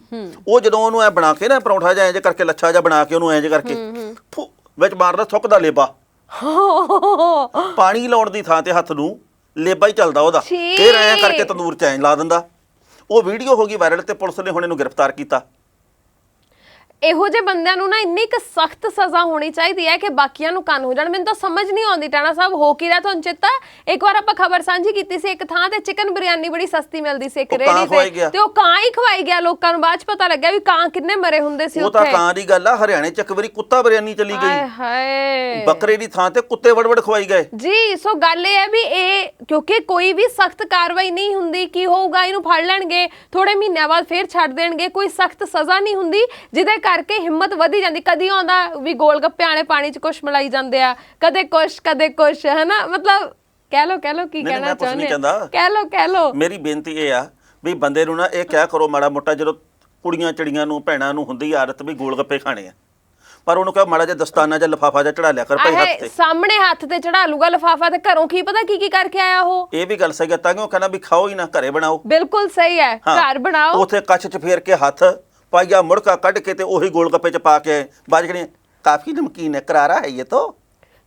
ਆਪਾਂ ਵਿਸਥਾਰ ਜ਼ਰੂਰੀ ਦੇਣਾ ਹਰ ਗੱਲ ਕਰਦਾ, ਹੱਦ ਹੋ ਗਈ ਟਾਣਾ ਸਾਹਿਬ ਤੁਹਾਡੇ। ਨੱਕ 'ਚ ਵਿੱਚ ਉਂਗਲ ਫੇਰ ਕੇ ਤੇ ਵਿੱਚ ਟਿੱਕੀ ਬਣਾਈ ਜਾਣਗੇ। ਆਪਾਂ ਠੀਕ ਆ? ਨਹੀਂ ਮੈਂ ਤਾਂ ਠੀਕ ਆ, ਪਰ ਆਪਾਂ ਭੈਣਾਂ ਵੀਰਾਂ ਨੂੰ ਬੇਨਤੀ ਕਰਦੇ ਆ, ਇਹ ਕੈਸੀ ਬੇਨਤੀ ਸੀ? ਇਦਾਂ ਦੀਆਂ ਚੀਜ਼ਾਂ ਨਾ ਖਾਇਆ ਕਰੋ। ਸਿੱਧੀ ਗੱਲ ਇਹ ਹੈ ਕਿ ਬਾਹਰੋਂ ਲੈ ਕੇ ਕੁਝ ਵੀ ਨਾ ਖਾਓ, ਘਰੇ ਬਣਾਓ ਤੇ ਜੋ ਮਰਜ਼ੀ ਖਾਓ। ਬਿਲਕੁਲ ਸਹੀ ਗੱਲ ਆ। ਤੇ ਇੱਥੇ ਤਾਂ ਉੱਚੀ ਦੁਕਾਨ ਤੇ ਫੀਕਾ ਪਕਵਾਨ ਵੀ ਬਹੁਤ ਥਾਵਾਂ ਤੇ ਆ। ਤੁਸੀਂ ਵੇਖ ਲਿਓ ਹੁਣ ਦੀਵਾਲੀ ਆਉਣ ਵਾਲੀ ਹੈ ਤਾਂ ਸਿਹਤ ਵਿਭਾਗ ਹੁਣ ਜਾਗੂਗਾ। ਹੁਣ ਮਾੜਾ ਮੋਟਾ ਜਾਗ ਵੀ ਪਿਆ। ਮੈਂ ਕੱਲ ਹੀ ਖਬਰ ਪੜ੍ਹੀ, ਕਹਿੰਦੇ ਜੀ ਮਾਝੇ ਦੇ ਫਲਾਣੇ ਸ਼ਹਿਰ ਦੇ ਵਿੱਚ ਗਏ ਤੇ ਉੱਥੇ ਨਕਲੀ ਗੰਦੇ ਰਸਗੁੱਲੇ ਫੜੇ, ਚਾਸ਼ਣੀ 'ਚ ਕਹਿੰਦੇ ਮੱਖੀਆਂ ਫਿਰਦੀਆਂ ਸੀ, ਤੇ ਮੈਂ ਕਿਹਾ ਅੱਗੇ ਮਗਰਮੱਛ ਫਿਰਦੇ ਸੀ। ਇਹ ਤਾਂ ਪੂਰਾ ਸਾਲ ਹੀ ਐ ਫਿਰਦੀਆਂ, ਆਪ ਹੀ ਹੁਣ ਜਾਗੇ ਹੋ ਜੀ। ਬਿਲਕੁਲ ਇਹਨਾਂ ਨੂੰ ਨਕਲੀ ਖੋਆ ਫੜਿਆ। ਹਾਂ, ਪਨੀਰ ਫੜਨਗੇ। ਇਹ ਹੁਣ ਨਾ 4 ਤਰੀਕ ਨੂੰ ਦੀਵਾਲੀ ਆ, ਮੇਰਾ ਖਿਆਲ ਹੈ ਵੀ 4 ਤੱਕ ਤਾਂ ਐਂ ਫੜਿਆ ਜਾਣਾ। ਜੀ ਤੇ ਉਸ ਤੋਂ ਬਾਅਦ ਬਿਲਕੁਲ ਨਹੀਂ ਫੜਿਆ ਜਾਣਾ। ਹਾਂ, ਉਸ ਤੋਂ ਬਾਅਦ ਫਿਰ ਅਗਲੇ ਸਾਲ ਵੇਖਾਂਗੇ, ਜਦੋਂ ਦੀਵਾਲੀ ਦੁਸ਼ਹਿਰਾ ਆਊਗਾ ਫਿਰ ਫੜਾਂਗੇ, ਕੋਈ ਗੱਲ ਨਹੀਂ। ਬਾਕੀ ਸਾਰਾ ਸਾਲ ਆਰਾਮ ਹੀ ਫਰਮਾਉਣਾ ਹੁੰਦਾ। ਬਿਲਕੁਲ। ਤੁਸੀਂ ਹੁਣ ਕਹਿੰਦੇ ਵੀ ਭਾਈ ਆ ਜਲੇਬੀਆਂ ਵੀ ਗੰਦੀਆਂ, ਆ ਰਸਗੁੱਲੇ ਵੀ ਗੰਦੇ, ਬਰਫੀ ਵੀ ਗੰਦੀ, ਫਲਾਣੀ ਚੀਜ਼ ਵੀ ਗੰਦੀ। ਇਹ ਤਾਂ ਭਾਈ ਸਾਰਾ ਸਾਲ ਚੱਲਦਾ ਤੇ ਤੁਸੀਂ ਸਾਰਾ ਸਾਲ ਕਾਰਵਾਈ ਕਰਿਆ ਕਰੋ। ਬਿਲਕੁਲ ਹੁਣ ਕੁੰਭਕਰਨ ਵਾਂਗੂ ਉੱਠੇ ਆ। ਭਲਾ ਜਿੱਥੇ ਨਕਲੀ ਦੁੱਧ ਬਣਦਾ ਇਹਨਾਂ ਨੂੰ ਪਤਾ ਨਹੀਂ ਵੀ ਉਹ ਫੈਕਟਰੀਆਂ ਕਿੱਥੇ ਹੋਣਗੀਆਂ, ਇਹ ਕਿਤੇ ਘਰੇ ਥੋੜੀ ਸਾਰਾ ਕੁਝ ਹੋਈ ਜਾਂਦਾ। ਕਦੇ ਅੱਜ ਤੱਕ ਤੁਸੀਂ ਇਹ ਸੁਣਿਆ ਵੀ ਭਾਈ ਫਲਾਣੀ ਥਾਂ ਤੋਂ ਨਕਲੀ ਚੀਜ਼ ਫੜੀ, ਜ਼ਹਿਰੀਲੀ ਚੀਜ਼ ਫੜੀ, ਉਹਦਾ ਕਾਰੋਬਾਰ ਬਿਲਕੁਲ ਬੰਦ ਕਰਤਾ, ਉਹਦੀ ਦੁਕਾਨ ਨੂੰ ਉਮਰ ਭਰ ਦੇ ਲਈ ਤਾਲਾ ਲੱਗ ਗਿਆ, ਮਹੀਨਾ ਇੱਕ ਪੈਂਦਾ ਨੀਗਾ, ਸ਼ਟਰ ਫੇਰ ਖੁੱਲਾ ਹੁੰਦਾ। ਉਹ ਜਿਹੜਾ ਥੋੜਾ ਜਿਹਾ ਭੁਗਤਾਨ ਉਹਦੇ ਵਿੱਚੋਂ ਕਈ ਬੰਦਿਆਂ ਨੂੰ ਚਲਾ ਜਾਂਦਾ ਤੇ ਉਹਨੂੰ ਕਹਿੰਦੇ ਨੇ ਜੀ ਤੁਹਾਡੇ ਘਰੇ ਸਾਫ਼ ਸੁਥਰੀ ਚੀਜ਼ ਭੇਜਿਆ ਕਰਾਂਗੇ। ਤੇ ਲੋਕ ਤਾਂ ਇਹ ਵੀ ਕਹਿੰਦੇ ਨੇ ਟਾਣਾ ਸਾਹਿਬ ਵੀ ਜਦੋਂ ਕੋਈ ਭੁਗਤਾਨ ਤੋਂ ਥੋੜੀ ਜਿਹੀ ਇੱਧਰ ਉੱਧਰ ਦੀ ਗੱਲ ਕਰਦਾ, ਵੀ ਭੁਗਤਾਨ ਨਹੀਂ ਕਰਦਾ ਸਮੇਂ ਸਿਰ, ਫੇਰ ਹੀ ਜਾ ਕੇ ਜਾਗਦੇ ਨੇ। ਸਾਰਿਆਂ ਨੂੰ ਨਹੀਂ ਆਪਾਂ ਇੱਕੋ ਜਿਹਾ ਕਹਿ ਰਹੇ, ਪਰ ਉਹ ਲੋਕਾਂ 'ਚ ਗੱਲ ਚੱਲਦੀ। ਅਸੀਂ ਨਾ ਮੈਂ ਤੁਹਾਨੂੰ ਦੱਸਦਾ, ਇਹ ਗੱਲ ਹੋਣੀ ਹੈ ਸਾਲਕ ਪੁਰਾਣੀ। ਮੇਰੇ ਦੋਸਤ ਆਏ, ਮੈਨੂੰ ਕਹਿੰਦੇ ਨਾ ਆਪਾਂ ਕੁਝ ਖਾ ਪੀ ਕੇ ਆਉਨੇ ਆ। ਮੈਂ ਕਿਹਾ ਵੀ ਖਾ ਲੂੰਗਾ, ਪੀ ਵਾਲੇ ਤਾਂ ਤੁਸੀਂ ਆ। ਲਓ ਜੀ ਅਸੀਂ ਇੱਕ ਚਲੇ ਗਏ ਹੋਟਲ ਵਾਲੇ ਢਾਬੇ ਵੱਲ ਜੀ। ਚਲੋ ਜੀ ਉਹ ਦਾਰੂ ਪੀਣ ਲੱਗ ਗਿਆ, ਮੈਂ ਬੱਤਾ ਪੀਣ ਲੱਗ ਗਿਆ, ਜਿਹੜੀ ਕਿ ਮੇਰੀ ਆਦਤ ਆ। ਲਓ ਜੀ ਬਾਹਰ ਗੱਡੀਆਂ ਬਹੁਤ ਸਾਰੀਆਂ ਖੜੀਆਂ ਜੀ, ਤੇ ਗੱਡੀਆਂ ਦੇ ਵਿੱਚ ਲੋਕ ਰਾਤ ਦਾ ਵੇਲਾ ਤੇ ਦਾਰੂ ਪੀਣ, ਤੇ ਉੱਥੇ ਪੁਲਿਸ ਵਾਲਿਆਂ ਦੀ ਇੱਕ ਗੱਡੀ ਆਈ, ਤੇ ਮੈਂ ਕਿਹਾ ਲੈ ਵੀ ਹੁਣ ਟੰਗੇ ਗਏ। ਉਹ ਹੂਟਰ ਜਾ ਮਾਰਦੇ ਆਏ ਤੇ ਉਹ ਸਿੱਧੇ ਆਏ ਦੁਕਾਨ ਦੇ ਮਾਲਕ ਦੇ ਕੋਲੇ। ਮੈਂ ਕਿਹਾ ਲੈ ਵੀ ਹੁਣ ਇਹਨੂੰ ਦੱਸਣਗੇ ਕਿਵੇਂ ਆ, ਤੇ ਉਹ ਆਪਸ ਵਿੱਚ ਚਿਕਨ ਪੈਕ ਕਰਾਉਣ ਲੱਗੇ। ਮੈਂ ਕਿਹਾ ਭਰਾਓ ਉਧਰਲੇ ਪਾਸੇ ਵੀ ਵੇਖੋ ਕੀ ਹੋਈ ਜਾਂਦਾ, ਸਮੱਸਿਆ ਹੀ ਕੋਈ ਨਹੀਂ। ਨਾ ਨਾ ਨਾ ਨਾ ਨਾ, ਉਹਨਾਂ ਨੂੰ ਸਮੱਸਿਆ ਉਦੋਂ ਹੀ ਹੈ ਜੇ ਘਰੋਂ ਮਾਲਕ ਮਨਾ ਕਰ ਦਿੰਦਾ ਵੀ ਮੈਂ ਚਿਕਨ ਨਹੀਂ ਪੈਕ ਕਰਕੇ ਦੇਣਾ, ਫਿਰ ਸਮੱਸਿਆ ਪੈਦਾ ਹੋ ਜਾਣੀ ਸੀ। ਫਿਰ ਮੈਂ ਕਹਿੰਦਾ ਸਾਰੇ ਇੱਕੋ ਜਿਹੇ ਨਹੀਂ, ਪਰ ਜਿਹੜੀ ਇਉਂ ਕਰਦੇ ਆ ਮਾੜੀ ਗੱਲ ਆ ਜੀ। ਟਾਣਾ ਸਾਹਿਬ ਸਾਡੇ ਲੋਕ ਵਾਵਾ ਭੋਲੇ ਨੇ, ਕੀ ਹੋਇਆ? ਹਾਂ ਕਾਫੀ ਭੋਲੇ ਨੇ। ਇੱਕ ਭੋਲਾ ਤਾਂ ਉਹੀ ਜਿਹੜਾ ਗੱਲਾਂ ਸ਼ੁਰੂ ਕਰਦਾ। ਕੀ ਮਤਲਬ ਸੀ? ਮਤਲਬ ਵੀ ਹਰ ਬੰਦਾ ਜਿਹੜਾ ਗੱਲ ਸ਼ੁਰੂ ਕਰਦਾ ਭੋਲਾ ਹੀ ਹੁੰਦਾ, ਜਿਹੜਾ ਉੱਤਰ ਦਿੰਦਾ ਉਹ ਵੀ ਭੋਲਾ ਹੁੰਦਾ। ਇਹ ਜ਼ਿਆਦਾ ਹੋ ਗਿਆ। ਅੱਛਾ ਚਲੋ ਕੋਈ ਗੱਲ ਨਹੀਂ, ਮੈਂ ਘੱਟ ਹੱਸਿਆ ਕਰੋ, ਜੀ ਕਿਸੇ ਨਾ ਕਿਸੇ ਦੀ ਵੱਖੀ ਚ ਪੀੜ ਹੋਣੀ ਆ। ਹੋ ਹੀ ਜਾਵੇ। ਇਹ ਹੱਸਦੇ ਰਹਿੰਦੇ ਹਨ, ਇਹ ਟੱਪਦੇ ਰਹਿੰਦੇ ਹਨ। ਹੋ ਹੀ ਜਾਵੇ, ਹਾਂ। ਅਸੀਂ ਪਰਵਾਹ ਨਹੀਂ ਕਰਦੇ, ਅਸੀਂ ਹੱਸਾਂਗੇ, ਸਾਡਾ ਮੁੰਡਾ ਤਾਂ ਐਂ ਹੀ ਕਰੂ। ਹਾਂ। ਜੀ ਤੇ ਆਪਾਂ ਖਬਰ ਤੇ ਆਉਂਦੇ ਆ। ਜੀ। ਜਿਹੜੀ ਮੈਂ ਗੱਲ ਕਰ ਰਹੀ ਸੀ ਕਿ ਸਾਡੇ ਲੋਕ ਇੰਨੇ ਭੋਲੇ ਨੇ, ਕਦੋਂ ਕਿਦੀਆਂ ਗੱਲਾਂ 'ਚ ਆ ਜਾਣ ਪਤਾ ਹੀ ਨਹੀਂ ਲੱਗਦਾ। ਭੋਲੇ ਘੱਟ, ਇਹਦੇ ਚ ਲਾਲਚੀ ਵੱਧ ਆ। ਗੱਲ ਸਹੀ ਹੈ। ਆਪਾਂ ਨਾ ਕਈ ਵਾਰੀ ਲਾਲਚ ਦੇ ਉੱਤੇ ਭੋਲੇ ਦਾ ਕਵਰ ਚੜਾ ਦਿੰਦੇ ਆ ਵੀ ਇਹ ਤਾਂ ਨਾ ਭੋਲੇ ਲੋਕ ਆ। ਜੀ। ਅਸਲ ਦੇ ਵਿੱਚ ਕੋਈ ਭੋਲੇਪਣ ਦੀ ਗੱਲ ਨਹੀਂ। ਕੋਈ ਇਸ ਧਰਤੀ ਤੇ ਮੈਨੂੰ ਤਾਂ ਭੋਲਾ ਬਾਲਾ ਲੱਗਦਾ ਨਹੀਂਗਾ। ਇੰਨਾ ਭੋਲਾ ਤਾਂ ਕੋਈ ਵੀ ਨਹੀਂਗਾ ਜਿਹੜਾ ਆਪਦਾ ਹੀ ਨੁਕਸਾਨ ਕਰਾ ਲੇ। ਬਿਲਕੁਲ ਸਹੀ ਗੱਲ ਹੈ। ਇਹ ਲਾਲਚ ਨੇ ਸਾਨੂੰ ਇੰਨੀਆਂ ਥਾਵਾਂ ਦੇ ਉੱਪਰ ਕਹਿ ਲਓ ਵੀ ਨੀਵਾਂ ਦਿਖਾਇਆ। ਇਸ ਲਾਲਚ ਨੇ ਇੰਨੇ ਘਰ ਪੱਟ ਦਿੱਤੇ ਨੇ, ਪਰ ਫਿਰ ਵੀ ਸਾਨੂੰ ਸਮਝ ਨਹੀਂ ਆਉਂਦੀ। ਹਰ ਰੋਜ਼ ਅਖਬਾਰਾਂ 'ਚ ਖਬਰਾਂ ਆਉਂਦੀਆਂ ਨੇ ਵੀ ਆ ਜਿਹੜੇ ਆ ਬੂਬਣੇ ਜੇ ਤੁਰੇ ਫਿਰਦੇ ਆ, ਕੋਈ ਕਹਿੰਦਾ ਸੋਨਾ ਦੁੱਗਣਾ ਕਰ ਦਿਆਂਗੇ, ਕੋਈ ਕਹਿੰਦਾ ਪੈਸੇ ਦੁੱਗਣਿਆਂ ਕਰ ਦਿਆਂਗੇ। ਆਪਾਂ ਨਹੀਂ ਫੜਿਆ ਸਿਕਰਨ ਜੀ, ਉਹਦੇ ਬਾਰੇ 'ਚ ਵੀ ਦੱਸੋ ਸੱਚ। ਹਾਂ, ਮੈਂ ਤੁਹਾਨੂੰ ਦੱਸਦਾ ਪਹਿਲਾਂ ਦਰਸ਼ਕਾਂ ਨੂੰ ਇੱਕ ਗੱਲ ਵੀ ਇੱਕ ਦਿਨ ਨਾ ਅਸੀਂ ਦਫ਼ਤਰ ਦੇ ਵਿੱਚ ਬੈਠੇ ਪ੍ਰਾਈਮ ਏਸ਼ੀਆ ਦੇ, ਤੇ ਥੱਲੇ ਦੇਖੀ ਜਾਈਏ ਤੇ ਇੱਕ ਹੋਊਗਾ 12-13 ਸਾਲ ਦਾ ਮੁੰਡਾ। ਜੀ। ਉਹ ਨਾ ਇੱਕ ਬੰਦੇ ਨੂੰ ਫਸਾਈ ਬੈਠਾ, ਮਤਲਬ ਉਹਨੂੰ ਗੱਲਾਂ ਦੇ ਵਿੱਚ ਉਲਝਾਈ ਬੈਠਾ। ਅਸੀਂ ਉੱਤੋਂ ਦੇਖ ਰਹੇ ਹਾਂ, ਸਾਨੂੰ ਨਹੀਂ ਪਤਾ ਗੱਲ ਕੀ ਚੱਲਦੀ ਆ, ਪਰ ਉਹ ਕਦੇ ਉਹਦੇ ਕੋਲੋਂ 100 ਰੁਪਈਆ ਜ਼ਬਰਦਸਤੀ ਖੋਹ ਲੈਂਦਾ, ਕਦੇ 50 ਰੁਪਈਆ ਜ਼ਬਰਦਸਤੀ ਖੋਹ ਲੈਂਦਾ। ਐਦਾਂ ਅਸੀਂ ਦੇਖਿਆ, ਦੂਰੋਂ ਸਾਨੂੰ ਪਤਾ ਲੱਗਾ ਵੀ ਲਗਭਗ 250 ਰੁਪਈਆ ਉਹਨੇ ਐਦਾਂ ਕਰ ਲਿਆ ਸੀ। ਮੁੰਡਾ ਸੀਗਾ ਲੂਆਂ ਜਾ, ਸ਼ਾਇਦ ਕੋਈ ਪਿਆਰ ਮੁਹੱਬਤ ਦੀ ਗੱਲ ਵੀ ਹੋਵੇ, ਉਹਦੀ ਕੋਈ ਇਸ਼ਕ 'ਚ ਪੇਚਾ ਫਸਿਆ ਹੋਵੇ। ਬੰਦਾ ਐਵੇਂ ਤਾਂ ਪੈਸੇ ਦਿੰਦਾ ਨਹੀਂ ਇਸ ਉਮਰ 'ਚ। ਠੀਕ ਆ, ਲਓ ਜੀ, ਫਿਰ ਅਸੀਂ ਚਲੇ ਗਏ। ਹਰਮਨ ਜੀ ਵੀ ਸੀ ਤੇ ਮੈਂ ਵੀ ਸੀ। ਇੱਕ ਸਾਡਾ ਸਾਥੀ ਉੱਤੇ ਵੀਡੀਓ ਬਣਾ ਰਿਹਾ, ਉਹਨੂੰ ਜਾ ਕੇ ਮੈਂ ਵੀ ਆਪਦਾ ਦੱਸਿਆ ਵੀ ਹੋਰ ਸੁਣਾਓ ਬਾਬਾ ਜੀ, ਠੀਕ ਠਾਕ ਹੋ? ਚੜ੍ਹਦੀ ਕਲਾ ਚੋਂ 10 ਰੁਪਏ ਦੇਤੇ। ਉਹ ਕਹਿੰਦਾ ਬੱਚਾ ਤੂੰ ਜਿਹਦਾ ਵੀ ਕਰਨਾ ਉਹ ਤੇਰਾ ਨਹੀਂ ਹੁੰਦਾ, ਤੂੰ ਸਭ ਦਾ ਚੰਗਾ ਸੋਚਦਾ, ਸਾਰੇ ਤੇਰਾ ਮਾੜਾ ਸੋਚਦੇ ਆ ਜੀ। ਤੇਰੇ ਹੱਥ 'ਚ ਪੈਸਾ ਨਹੀਂ ਟਿਕਦਾ। ਮੈਂ ਮਨ 'ਚ ਸੋਚਾਂ ਵੀ ਟਿਕਿਆ ਥੋੜੀ, ਤੈਨੂੰ 10 ਦੇ ਤਾਂ ਦਿੱਤੇ ਆ। ਬਿਲਕੁਲ ਸਹੀ ਹੈ। ਤੇ ਬਾਅਦ ਵਿੱਚ ਉਹਨੇ ਇਹੋ ਜਿਹੀਆਂ ਹੋਰ ਰੰਗ ਬਰੰਗੀਆਂ ਜੀਆਂ ਗੱਲਾਂ ਕੀਤੀਆਂ, ਤੇ ਫਿਰ ਉਹਨੇ ਕਿਹਾ ਕਿ ਐ ਕਰ, ਹੱਥ ਕਰ ਆਪਣਾ, ਹੱਥ ਕਰ। ਹਾਂ, ਟਾਣਾ ਸਾਹਿਬ ਨੇ ਹੱਥ ਫੜਾਇਆ ਤੇ ਉਹਨੇ ਆਪਣੀ ਜੇਬ ਦੇ ਵਿੱਚੋਂ ਦੀ 2 ਕੋਇਨ ਸੀ, ਇੱਕ ਨੀਲਾ ਜਿਹਾ ਪੱਥਰ ਸੀ, ਉਹ ਕੱਢ ਕੇ ਹੱਥ ਤੇ ਰੱਖ ਦਿੱਤਾ ਵੀ ਐ ਕਰ, ਇਹਦੇ 'ਚ 500 ਰੁਪਇਆ ਮਿਲਾ ਤੇ ਉਹ ਮਿਲਾ ਕੇ ਆਪਣੀ ਪਰਸ ਦੇ ਵਿੱਚ ਰੱਖ ਲੈ, ਤੇਰੇ ਕੋਲ ਪੈਸੇ ਦੀ ਕਮੀ ਨਹੀਂ ਹੋਊਗੀ। ਖਜ਼ਾਨੇ ਕਹਿੰਦਾ ਭਰਪੂਰ ਰਹਿਣਗੇ। ਤੇ ਮੈਂ ਕਿਹਾ ਮਨਪ੍ਰੀਤ ਬਾਦਲ ਦੇ ਰੱਖਦੇ ਆ ਖਜ਼ਾਨਾ ਭਰਪੂਰ ਰਵੇ ਜੀ। ਤੇ ਬਾਅਦ ਵਿੱਚ ਉਹਨੂੰ ਅਸੀਂ ਇਹ ਕਿਹਾ ਕਿ ਸਾਡੇ ਕੋਲੇ ਪੈਸੇ ਹੈ ਨਹੀਂ, ਉੱਪਰ ਦਫ਼ਤਰ ਦੇ ਵਿੱਚ ਪਏ ਆ, ਵੀ ਕੋਈ ਨਹੀਂ ਉੱਥੇ ਜਾ ਕੇ ਪੈਸੇ ਰੱਖ ਲਵਾਂਗੇ। ਨਹੀਂ ਨਹੀਂ, ਕਹਿੰਦਾ ਹੁਣੇ ਹੀ ਰੱਖ। ਫਿਰ ਉਹਨੇ ਤੁਹਾਨੂੰ ਕਿਹਾ ਕਿ ਪੈਸੇ ਆ ਫੜਾ, ਮੈਂ ਮੇਰੇ ਕੋਲ ਤਾਂ ਨਾ ਹੁਣ 320 ਰੁਪਏ ਆ, 325 ਰੁਪਏ ਤੁਸੀਂ ਕੱਢ ਕੇ ਦਿਖਾਏ। ਮੈਂ ਉਹਨੂੰ ਦਿਖਾਏ ਕੱਢ ਕੇ ਆਏ ਵੀ ਆਹ ਵੇਖ ਲੈ, ਇੰਨੇ ਹੀ ਆ ਮੇਰੇ ਕੋਲੇ। 500 ਕਿੱਥੇ ਯਾਰ, ਜੇ ਹੁੰਦੇ ਮੈਂ ਰੱਖ ਦਿੰਦਾ। ਉਹ 320 ਰੁਪਏ ਵੀ ਐ ਫੜੇ, ਕਹਿੰਦਾ ਉਰੇ ਕਰ, ਮੈਨੂੰ ਫੜਾ, ਮੈਂ ਫੂਕ ਮਾਰਾਂ। ਮੈਂ ਕਿਹਾ ਮੈਂ ਤੈਨੂੰ ਉੱਤੋਂ ਵੇਂਦਾ ਰਿਹਾ, ਇੱਕ ਹੋਰ ਦੇ ਫੂਕ ਮਾਰੀ ਸੀ ਬਾਅਦ ਦੇ ਵਿੱਚ ਜੇਬ 'ਚ ਪਾ ਲਏ ਸੀ ਤੂੰ। ਮੈਂ ਕਿਹਾ ਇੱਥੇ ਹੀ ਮਾਰਦੇ ਫੂਕ, ਆ ਲੈ। ਉਹਨੇ ਫੂਕ ਮਾਰੀ ਨਾ, ਕਹਿੰਦਾ ਮੈਨੂੰ ਫੜਾ। ਮੈਂ ਕਿਹਾ ਨਾ, ਐ ਨਹੀਂ, ਫੂਕ ਤਾਂ ਫੂਕ ਹੀ ਆ ਤੇਰੇ ਲਈ ਫੂਕ ਮੇਰੀ ਥੋੜੀ ਹੋ ਜਾਣੀ ਆ, ਮਾਰ ਫੂਕ ਇੱਥੇ, ਇਹਨੂੰ ਵਧਾ ਦੇ ਹੁਣ। ਕਹਿੰਦਾ ਨਹੀਂ ਐਸੇ ਨਹੀਂ ਹੁੰਦਾ। ਤੇ ਮੈਂ ਕਿਹਾ ਹੁੰਦਾ ਐਸੇ ਵੀ ਨਹੀਂ, ਉਹ ਦੇਖ ਕੈਮਰਾ ਚੱਲੀ ਜਾਂਦਾ ਉੱਤੇ। ਫਿਰ ਉਹਨੂੰ ਭੱਜਣ ਨੂੰ ਰਾਹ ਨਾ ਲੱਭੇ। ਬਿਲਕੁਲ ਸਹੀ। ਕਹਿੰਦਾ ਅਸੀਂ ਤਾਂ ਜੀ ਕਿਰਤ ਕਰਦੇ ਆ। ਮੈਂ ਕਿਹਾ ਕਿਰਤ ਆ, ਠੱਗੀ ਆ ਇਹ। ਬਿਲਕੁਲ ਸਹੀ ਹੈ। ਸੋ ਇਹੋ ਜਿਹੇ ਠੱਗ ਬਹੁਤ ਤੁਰੇ ਫਿਰਦੇ ਨੇ। ਤੇ ਇੱਕ ਹੋਰ ਖਬਰ ਇਹੋ ਜਿਹੀ ਠੱਗ ਦੀ ਸਾਹਮਣੇ ਆਈ ਹੈ। ਪਟਿਆਲਾ ਜ਼ਿਲ੍ਹੇ ਦੇ ਨਾਲ ਸੰਬੰਧਿਤ ਹੈ। ਇੱਕ ਪਿੰਡ ਦੇ ਵਿੱਚੋਂ ਖਬਰ ਆਈ ਆ, ਇੱਥੇ ਮੀਆਂ ਬੀਵੀ ਨਾ ਦੁਕਾਨ ਚਲਾਉਂਦੇ ਕਰਿਆਨੇ ਦੀ।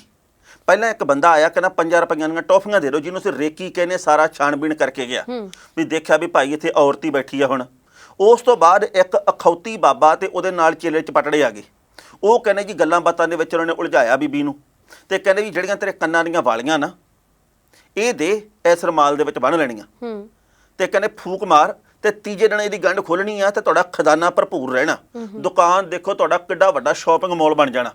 ਲਓ ਜੀ, ਉਹਨੇ 20 ਮਿੰਟਾਂ ਬਾਅਦ ਗੰਢ ਖੋਲ ਲਈ ਤੇ ਵਿੱਚ ਉਹਦੇ ਕੁਝ ਵੀ ਨਹੀਂ, ਵਿੱਚ ਕੰਕਰ ਜੇ ਸੀਗੇ ਤੇ ਵਾਲੀਆਂ ਲੈ ਕੇ ਫੁਰ ਹੋ ਗਏ। ਤੇ ਹੁਣ ਪਤਾ ਲੱਗਾ ਜੀ ਕਿ ਅਣਪਛਾਤੇ ਲੋਕਾਂ ਦੇ ਉੱਤੇ ਪੁਲਿਸ ਨੇ ਪਰਚਾ ਦਰਜ ਕੀਤਾ। ਜੀ, ਬਿਲਕੁਲ। ਹੁਣ ਇਹ ਭੋਲਾਪਨ ਨਹੀਂ ਸੀ, ਇਹ ਲਾਲਚ ਸੀ। ਬਿਲਕੁਲ ਸਹੀ ਹੈ, ਕਿਉਂਕਿ ਇਹੋ ਜਿਹੀਆਂ ਖਬਰਾਂ ਪਹਿਲਾਂ ਵੀ ਬਹੁਤ ਸਾਰੀਆਂ ਆਈਆਂ ਨੇ, ਲੋਕਾਂ ਦੇ ਘਰਾਂ ਦੇ ਵਿੱਚੋਂ ਇਦਾਂ ਸੋਨਾ ਲੈ ਗਏ, ਪੈਸਾ ਲੈ ਗਏ।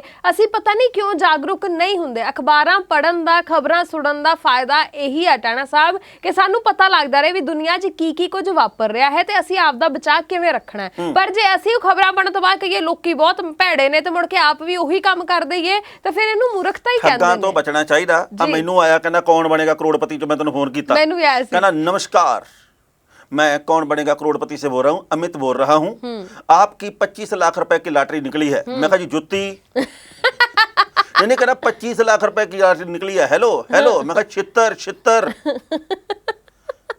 मैं कहा जो तू कहना चाहना ना अगली गल भी इन्ने क पैसे पा दिओ ते फिर थोड़े खाते च इन्ने आउणगे। मैं कहा मेरे वाले भेज दे ते आपदे वाले कट ला। बिल्कुल सही है, पर ਤਾਂ ਹੀ ਤੁਸੀਂ ਇਹ ਸਭ ਕੁਝ ਕਹਿ ਸਕੋਗੇ ਜੇ ਲਾਲਚ ਤੋਂ ਉੱਪਰ ਉੱਠੋਗੇ ਤਾਂ। ਜਾਗੋ, ਸੋਚ ਬਦਲਣ ਦੀ ਲੋੜ ਹੈ, ਜਹਾਨ ਜ਼ਰੂਰ ਬਦਲੇਗਾ। ਸੋ ਇਹਨਾਂ ਗੱਲਾਂ ਦੇ ਨਾਲ ਹੀ ਚੱਲੀਏ ਇੱਕ ਆਪਾਂ। ਬੇਨਤੀ ਕਰ ਦਈਏ ਵੀ ਕੀ ਤੁਸੀਂ ਵੀ ਕਦੇ ਇਹੋ ਜਿਹੀ ਠੱਗੀ ਦੇ ਸ਼ਿਕਾਰ ਹੋਏ ਹੋ, ਜਾਂ ਜੇਕਰ ਹੋਏ ਆ ਤਾਂ ਕਿਸੇ ਨੂੰ ਜਾਗਰੂਕ ਕੀਤਾ, ਤੇ ਕੀ ਤੁਹਾਡੇ ਆਲੇ ਦੁਆਲੇ ਕੋਈ ਨਾ ਕੋਈ ਬੂਬਣਾ ਕਦੇ ਤੁਹਾਨੂੰ ਜ਼ਿੰਦਗੀ 'ਚ ਟੱਕਰਿਆ ਜਿਹੜਾ ਕਹਿੰਦਾ ਉਹ ਵੀ ਤੇਰੇ ਸਾਰੇ ਮਸਲੇ ਹੱਲ ਕਰ ਦੇਣੇ ਆ, ਪਰ ਫੂਕ ਮਾਰ ਫੁਰ ਹੋ ਜੂ ਸਾਰਾ ਮਸਲਾ। ਬਿਲਕੁਲ ਸਹੀ ਹੈ। ਸੋ ਜ਼ਰੂਰ ਦੱਸਿਓ ਸਾਨੂੰ, ਆਪਣੀ ਪ੍ਰਤੀਕਿਰਿਆ ਜ਼ਰੂਰ ਭੇਜਿਓ, ਸਾਨੂੰ ਉਡੀਕ ਰਹੇਗੀ। ਤੇ ਫਿਲਹਾਲ ਦੋਵਾਂ ਨੂੰ ਇਜਾਜ਼ਤ, ਫਿਰ ਮਿਲਾਂਗੇ। ਸਤਿ ਸ਼੍ਰੀ ਅਕਾਲ। ਤੁਸੀਂ ਵੇਖਦੇ ਰਹੋ ਪ੍ਰਾਈਮ ਏਸ਼ੀਆ ਟੀਵੀ, ਤੁਹਾਡਾ ਆਪਣਾ ਤੁਹਾਡੇ ਲਈ। ਹਾਜ਼ਰ ਹੈ ਜੱਜ ਦਾ ਵਿਚਾਰ।